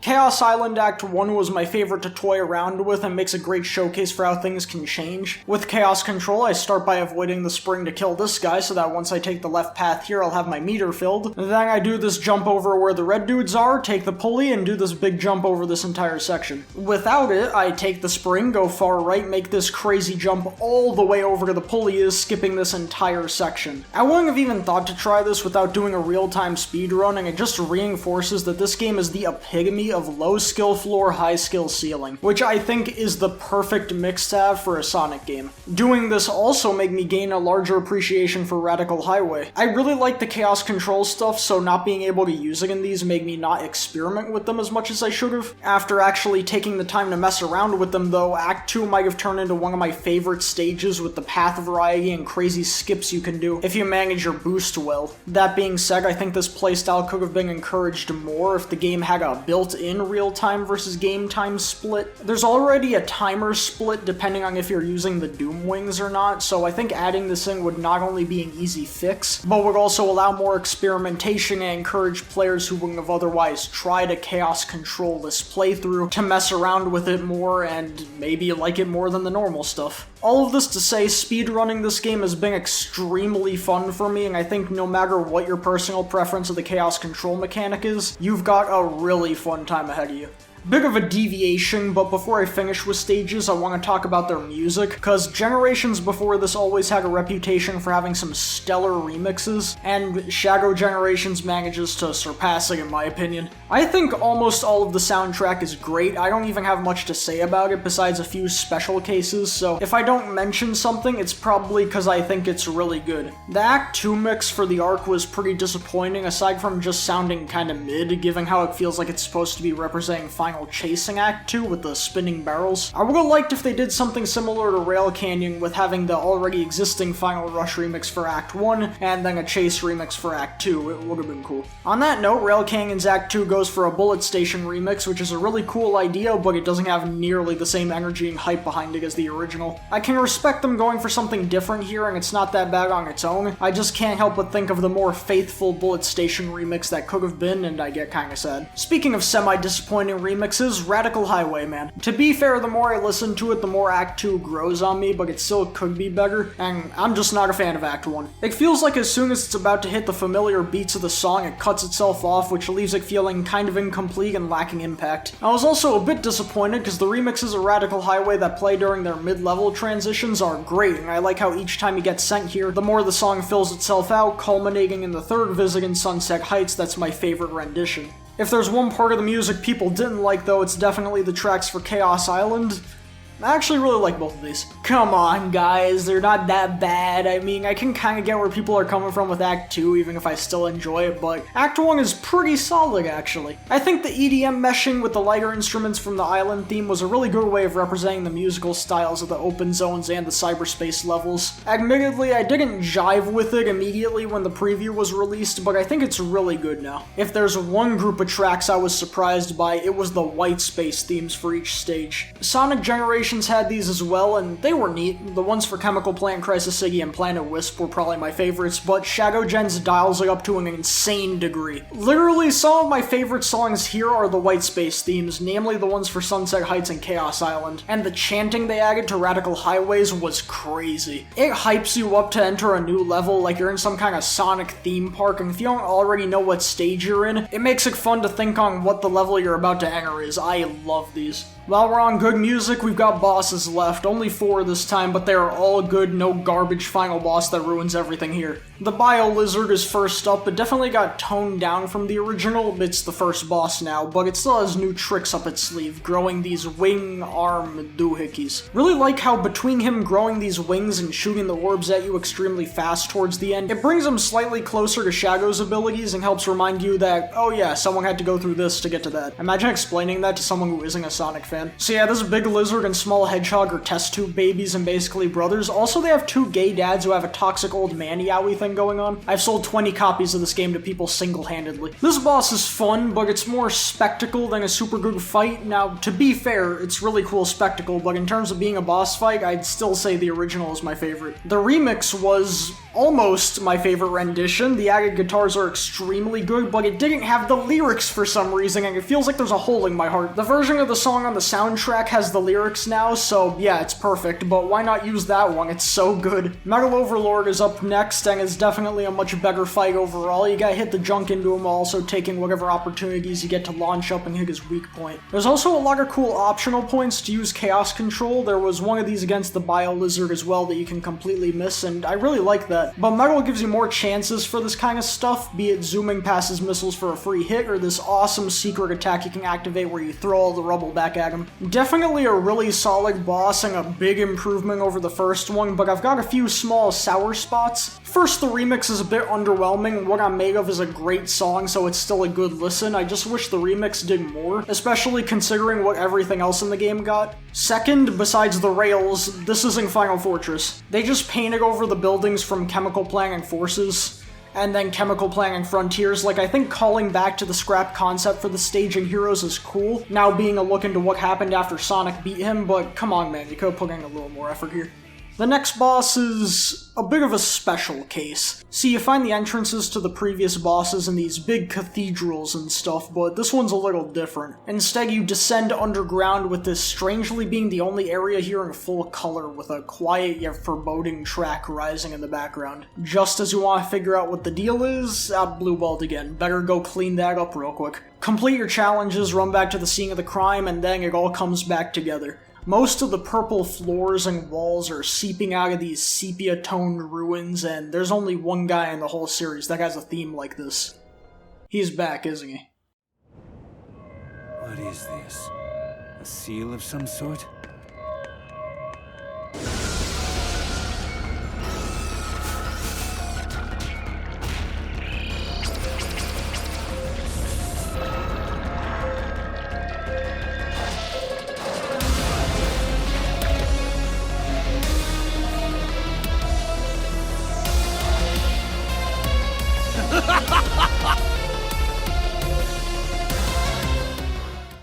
The build-up to the return of Mephiles is so well done, and the hits don't stop coming once you're actually in it. He's lost all of that calm and calculated manipulation, he's been sitting in a purgatory between time, erased from reality itself for who knows how long, and all he's got left is anger. What helps add to this is that because 06 was erased from canon, Shadow has no clue who he is or why he's even here. All that matters is that he's committing the unforgivable crime of being in the way. A lot of people didn't care for the new voice they gave him, and yeah, it was a bit weird to adjust to for me as well, but I think it's really fit for what they were going for. Not only is it just a good voice, there's also this intensity behind it that matches Mephiles' new role in the story, as opposed to how he was in 06. I think the best way to illustrate this is 06 was intimidation, Generations is rage, and the contrast works pretty well. Also, this opening cutscene, just like, it's peak, that's it. The fact he immediately goes for the iconic beam that killed Sonic and keeps using it for all of the first phase, he wants this guy dead for real. It's so interesting to me that Mephiles is locked up in his own little corner of this place. Think about it, Black Doom can summon in whatever he wants from Shadow's past, and the Time Eater is placing these old locations and enemies here as blockades, yet this is the only one hidden from everything. It gives the vibe to me that even those two know how dangerous Mephiles is, because if he reformed with Iblis, even they'd be in danger, which is such an awesome dynamic to have. I've even got the idea that's why Mephiles wanted to beat Shadow and escape his stasis so badly, because you know who's chilling in white space? Now that was a crazy revelation to have. The fight itself is fun too, probably switches things up most compared to the prior bosses. You start dodging his light beam thing and Doom morphing to launch him into the crystals, then he starts sending his minions after you, crushing you with pillars. He even transforms into his often underappreciated beast form. You can blitz this part with chaos control if you want, but it's more fun to dodge his laser and break his shield. The best part is right at the end, you freeze time and just annihilate his clones, and Mephiles' line delivery here, like, come on, just watch.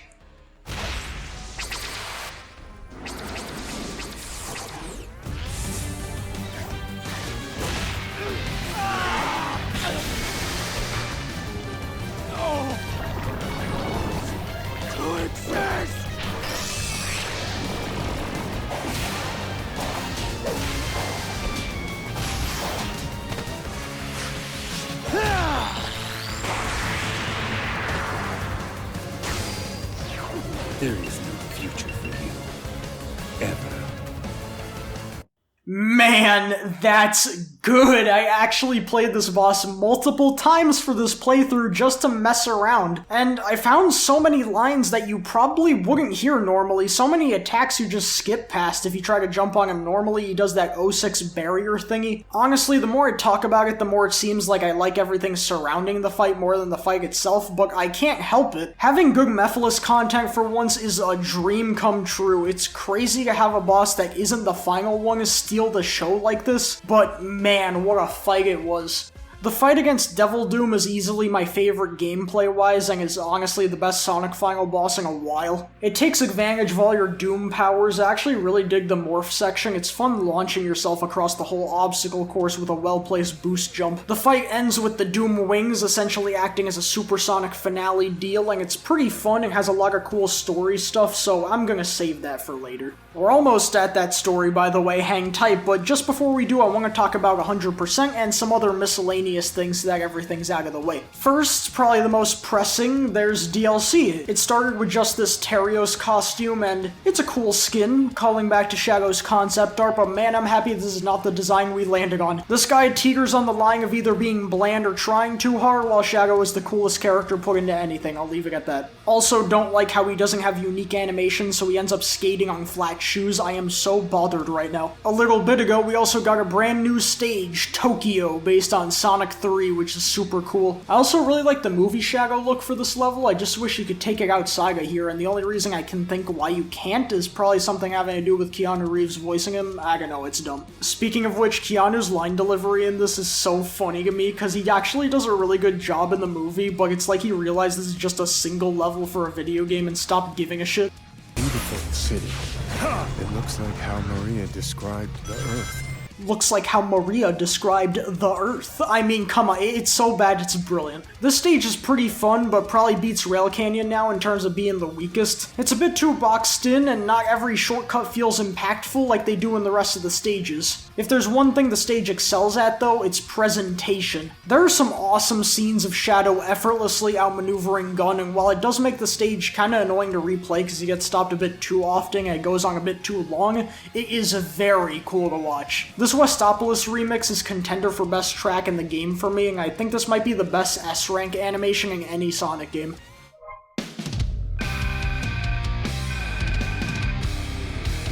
Perfect.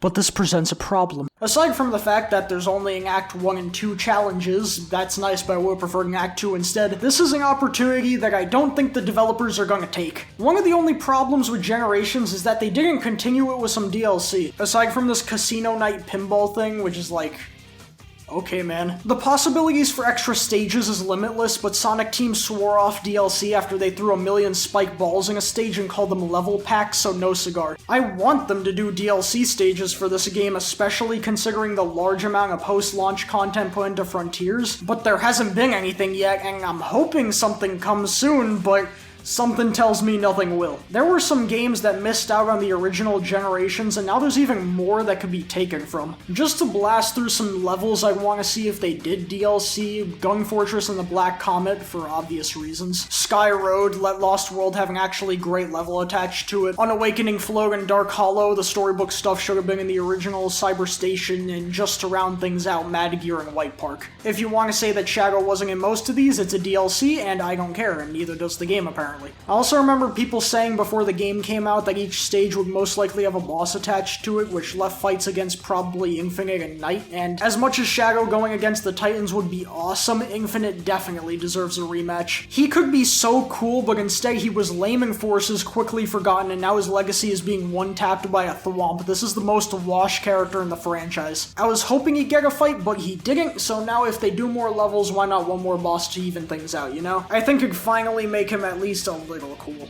Also, personally, for me, it'd be a bit interesting to see where they place the new levels. They threw Tokyo down here in this small ring. Wish it got a normal stage portal like the rest, but I get it. Either way, I'm hoping this whole section ages poorly and they announce that new things are coming like a week after this video goes up, and if not, that'll be a damn shame. Now the only thing left is the trials and tribulations of getting 100%, which mainly involves filling out the collection room and beating all the challenges. Beating all the challenges was a thing in the original Generations too, but it was really repetitive and got kinda boring after a point. Here not only is it helped by there being less challenges, but they're also more fun here. They feel more like mini levels and generally have a gimmick that's either fun to work around or teaches you something about using your new abilities, to where all of them feel meaningful as opposed to before where more than half of them felt pretty throwaway. After beating the game, you get access to the hard challenges too, and these are pretty well designed across the board, and some of them are actually pretty difficult, especially if you're trying to get S ranks. The only thing that disappointed me with these challenges a little bit was the presentation of them. In the original Generations, a lot of the challenges would be set at different times of day from the usual stages that help set them apart visually. Two of my favorites are both in the modern challenges. You've got this nice pink hue in the sky for Planet Wisp that actually is so nice I prefer it a bit to the original level's daytime setting, and Seaside Hill being at nighttime, which is a nice spin on the original level and helps the fire from these torches stand out more.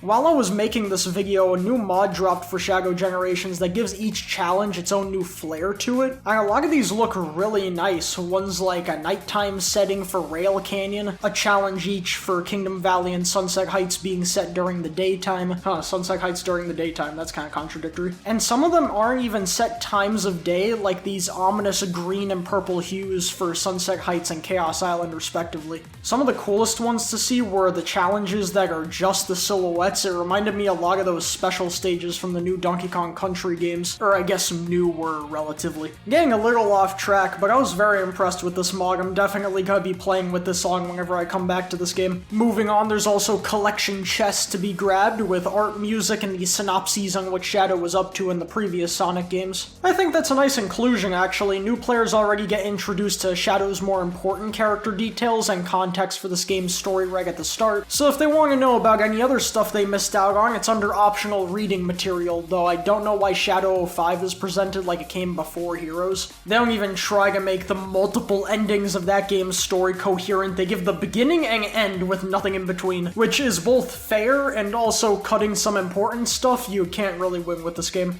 The music can be played over stage themes just like Generations, and there's a solid list here, but a whopping 49 tracks are locked behind Digital Deluxe DLC, which stings even more because that's where they're keeping all the good stuff. The default track selection has no vocal themes, not even Live and Learn. The DLC adds pretty much every vocal theme you could ask for on top of adding songs from forces that were outside Episode Shadow, and actually having music from Team Sonic Racing and Frontiers. TSR makes sense for bonus tracks, but nothing from Frontiers by default, including Titan themes, that's criminal. 100% gets annoying though with these mini challenges and these tiny parasites. They've both got the same problem, they aren't marked on the map for some reason. The mini challenges are definitely better about it. They have these giant beacons above them when you get close and are out in the open, so you probably won't miss them often. Though there is a whole second set to complete once you shift over the Doom Zone, and some of these are really tight. You gotta make the most of your wings for these and not really stumble at all, or else you're not meeting these time limits.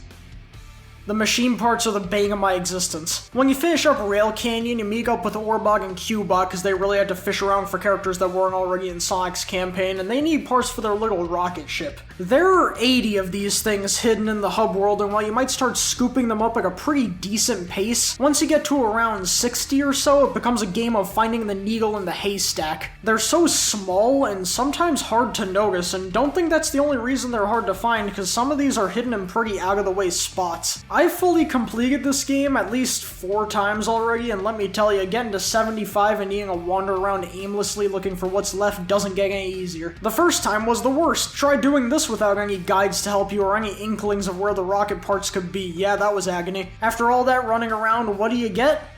The rocket ship is making it's a cuckoo clock that does nothing.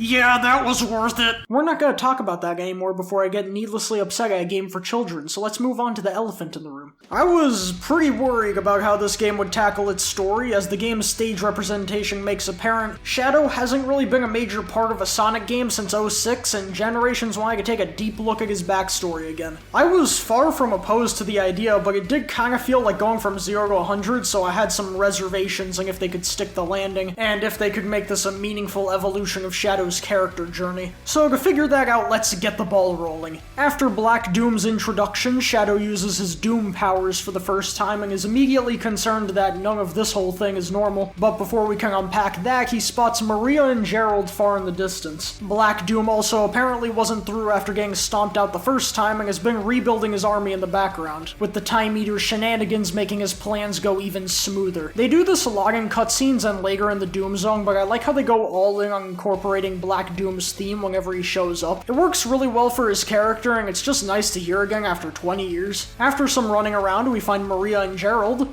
at Sunset Heights. I remember when they were here. The cutscene animation in this game, it's still got a ways to go, but it's definitely some of the best it's been. And I think this one does a good job at showing their expressions. Like, Shadow's initially very shocked seeing essentially his dead sister again, but doesn't shy away from her. Meanwhile, with Gerald, his last memory of the guy was him trying to blow up the whole world, so yeah, he visibly backs off when he sees him again. It's not crazy, but it's little things that the series has neglected for a while that helps you better get into the character's headspace. Okay, so now I get to start opening up some worm cans. There were a lot of people that had a problem with Shadow's reaction to Maria and Gerald and a lot of the stuff surrounding it. Things like his panic when going to the Ark again and his want to change their fates. And because of people's problems with that stuff, I heard a lot of things. Said it was a regression of his character, undid his development in 05, and is unnecessary to be brought back to the forefront. So I want to take the complete opposite perspective from this, cause I believe Shadow Generations is an essential part of Shadow's character journey.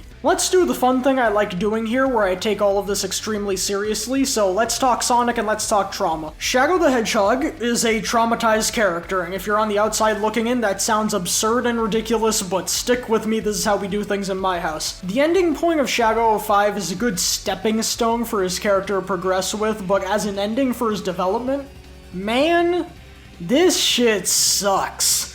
I feel like it never really mattered prior to this, mainly because of how underutilized Shadow was in a lot of the recent games, but for a while, this is where his character development finished, with 06 letting us see how he reacts to those around him following all of that. But if we want to bring Shadow back for a story centered entirely on him, it's time to move beyond this. The final note of Shadow dealing with his past was him throwing a picture behind him and saying, "Yup, not dealing with that again." Like, no, that's not how that works. I think this is good for him having a better sense of self and being more confident in who he is, who his friends are, what his goals should be. But if you've got trauma like Shadow does, it's very likely for things to dredge that back up.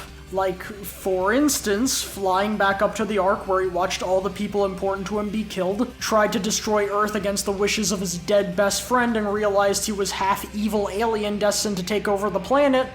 Yeah, that might affect you a little. Aside from that, I like the fact that Shadow reacts to this at all from an emotional perspective, cause it kinda shows how it's fine to still be hurt by the past. You can't just undo what you've lived through, but you can live for a better tomorrow in spite of that, which is what the whole game is about. I feel like if we went in the complete opposite direction with this, and Shadow was so confident in his own character that he didn't react much to things like going to the Ark or Maria and Gerald being back, not only would that be pretty unrealistic and a giant missed opportunity, but it also just be boring. The main thing separating Sonic and Shadow's campaigns is that Shadow actually goes on an emotional journey. Because if you look at what both characters are physically doing, it's the exact same thing. Sonic's story is a sightseeing tour starring someone who's just having a fun time stomping down on the same guy he's been beating for forever, while Shadow's is a painful recollection of everything that's happened in his life thus far. If he didn't develop over the course of the story and didn't seem affected by everything going on, what would we be left with? A sightseeing tour starring someone who couldn't care less about what's going on, stomping down on a guy dredged up from the mid-2000s, but if that's the plot, honestly, why even bring back Black Doom at that point?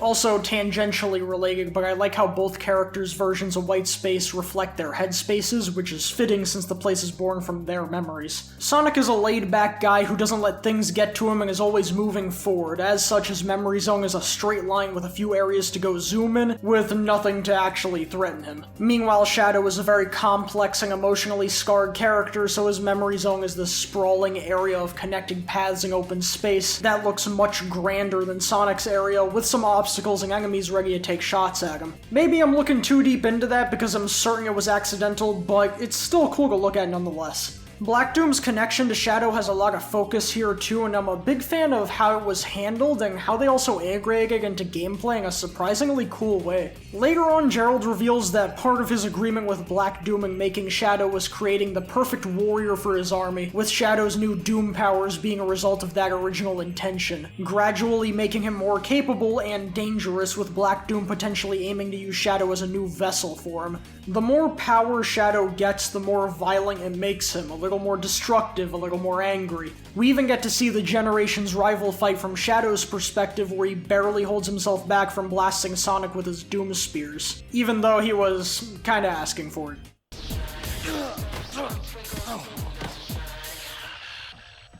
Nice hustle, but I won this one. So I'm taking the emerald. See ya! He's such an asshole, I love this guy.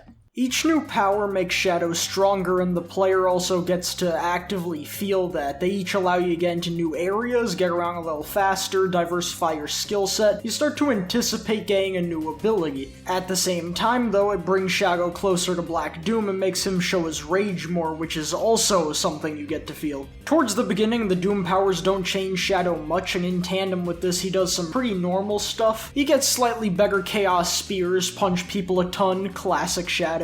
Towards the midpoint, though, it starts affecting him, and that's where you get all the weirdo stuff like the wings and the squid. They all correlate surprisingly well together in a way that was really cool to see unfold for the first time. I also like how they don't shy away from how, separate from Black Doom basically slowly infecting Shadow, he also pretty much emotionally manipulates him throughout the game, pushing that his creation as a world destroyer invalidates his newfound personal purpose. In turn, though, I think this brings more validity to what I was talking about previously about why this matters as a stepping stone on Shadow's character journey. He's past the point of giving into Black Doom's manipulation, but due to himself being affected by the Doom powers, he's still subtly molded into someone who isn't himself. However, he tries to justify himself through the lens of his cemented character, which leads to him almost giving into his overwhelming violence, as he becomes convinced it's the only way to protect Maria and Gerald. In fact, Shadow's character struggles are reflected back at him by Black Doom and the Time Eater through the bosses and stages. The Bio-Lizard mirrors his original status as a weapon, both hold unbelievable power capable of destroying the planet, and were made with an express purpose. The difference is that Shadow later evolved to be his own person, while that's all the Bio-Lizard is. Metal Overlord harkens back to his struggles in Heroes in Shadow with self-actualization. Metal is stuck as the fake of Sonic, he doesn't have much to call his own, and any attempts to break free from that have ironically solidified it, as his main method of doing so was copying from everyone else. Shadow had to deal with being called Sonic's fake, as well as not even knowing if he was a fake of himself, and having the pushing pull of Eggman, Black Doom, the government, and Gerald that he somehow was able to get through and become himself. Mephiles is in an interesting spot because he reflects his struggle in this game, and I think that's actually a pretty interesting decision. The Bio-Lizard and Metal Sonic are pretty much directly reflecting how they were in their origin boss fights, and as such they mirror Shadow's struggles from back then. Mephiles, meanwhile, has had his character shift this whole time off screen to where he's in a completely new position, and as such, instead of mirroring Shadow's struggles during 06, it's instead how he's feeling during this game.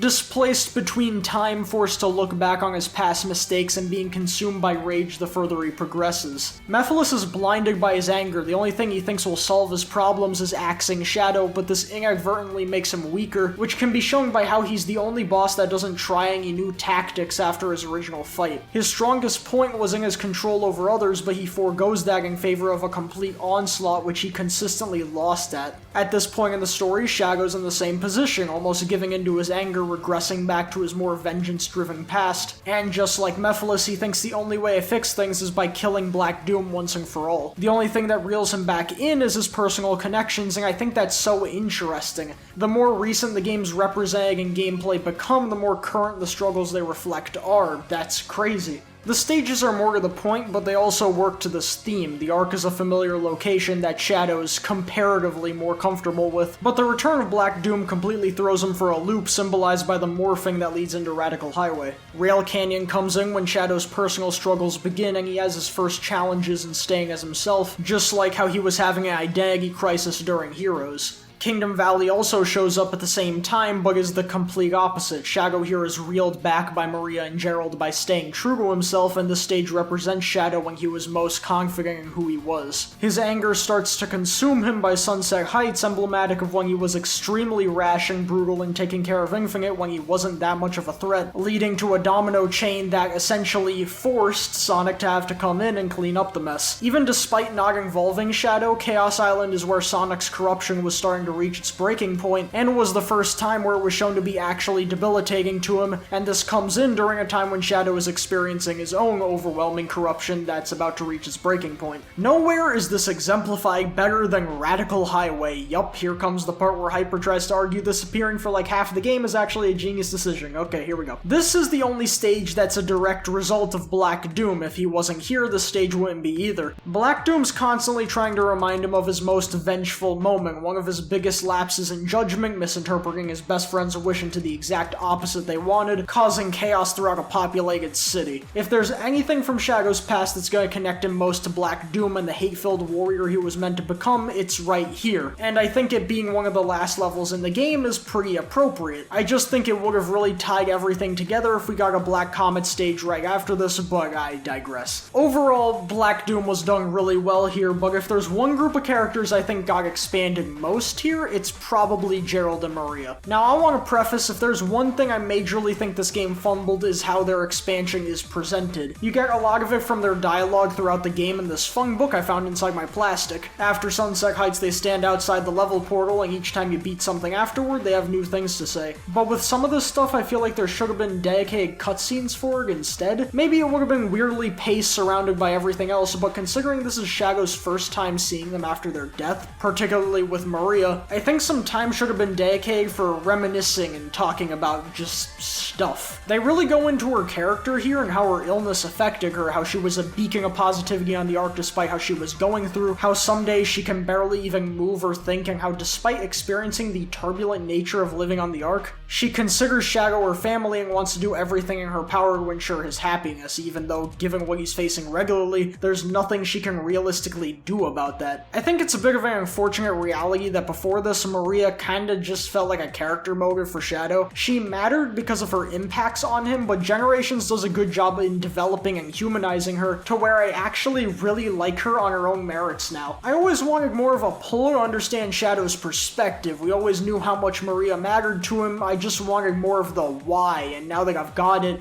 it's kind of retroactively improved parts of Shadow's story for me.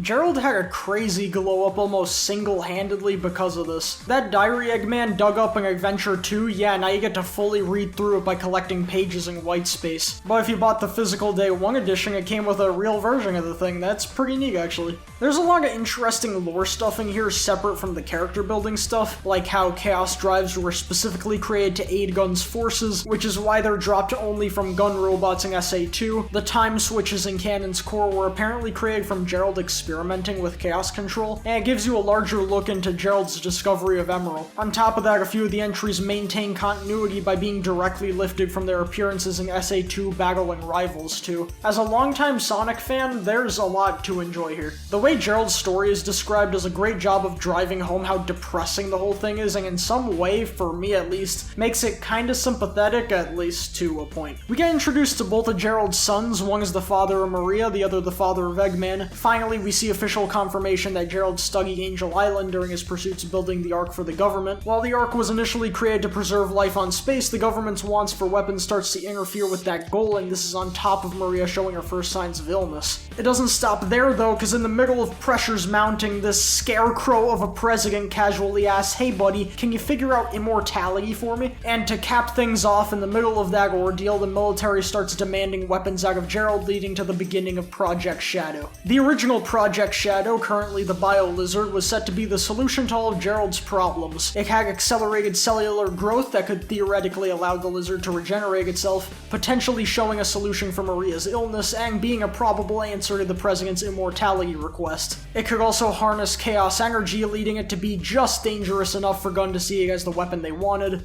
Unfortunately, there's a lot of drawbacks to the Bio-Lizard. It's a feral animal, and the cell growth it has is so exponential, it had to be kept in check with a life support system that's strapped to it. I like how more attention is paid to how the Bio-Lizard is this Frankenstein creature that's constantly in pain. It's more powerful than it can contain, and the pilot of this power is, at the end of the day, a normal lizard. Like, he isn't some anthropomorphic animal like Shadow is. I can find this thing chilling in my back porch. He doesn't know what to do with all that. The rematch actually reframes this fight as Shadow ending its suffering, and I think that's really appropriate. It's also funny to me that it took until now for them to explain why the Bio-Lizard is like that. I was playing this game for a friend of mine, and when doing the hard mode bosses, they presented me with the philosophical question of why is the lizard so big? And I genuinely wouldn't have had an answer for that before this game. It's also super messed up that the Bio-Lizard's only down here in the first place because Gerald messed up making this thing so bad he needed to get out of the way while the scientists figured out if this thing was fixable at all. This also helps give a bit more context for Black Doom assisting Gerald, now knowing the pressure he was under, his desperation, and how horribly his first attempt went. Honestly, it's still a bit out of left field, but you can kind of understand better the position Gerald was in where he was willing to agree to this thing's demands. Shadow is finally coming along well, but when the pendulum swings one way, it's gotta swing the other. So Maria's condition starts to worsen to where her parents have another daughter that has no medical conditions, which can be read as them giving up on Maria and trying to replace her, which is exactly how Gerald takes it. And the nail is hit on the head even further as Gerald starts to not refer to his sons as such, but instead just as Maria's parents. God damn. Now, we're unpacking a lot in this fucking Sonic game, but we don't have time to dwell on that because everything starts to fall apart even more. While studying Emerald, he absorbs too much of the data of the weapons around the facility, causing mass destruction that also causes the artificial chaos to become unstable. Following the creation of Shadow and the Eclipse cannon, Emerald's rage was the last straw for Gun, with this spawning their raid on the Ark, and we all know what happens next.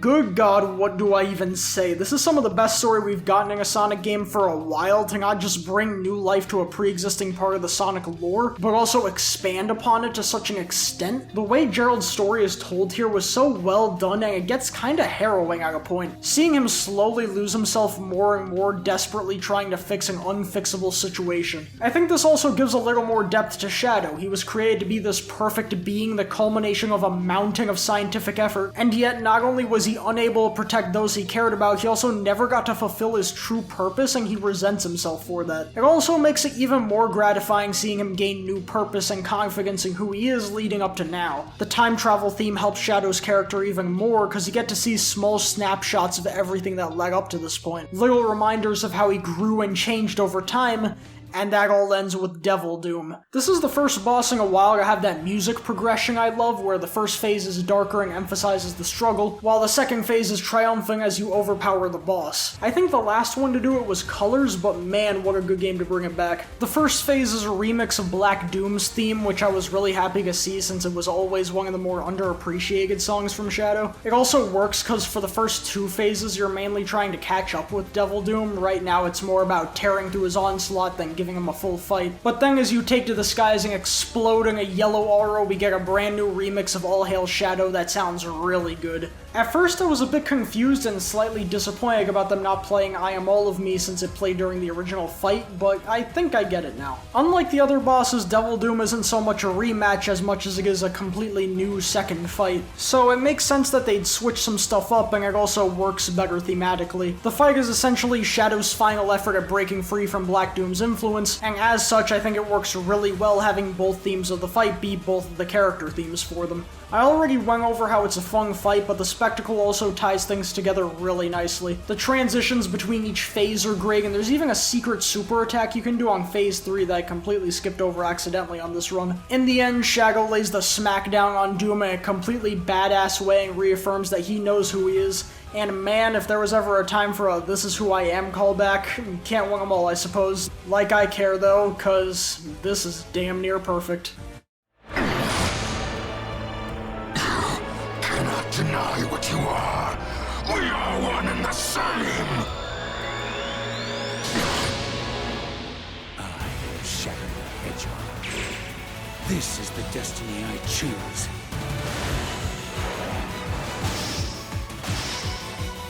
Now, to end this!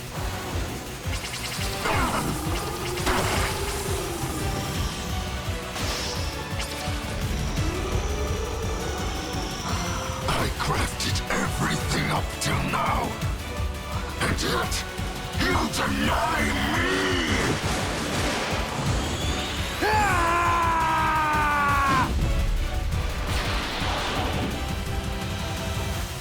Shadow,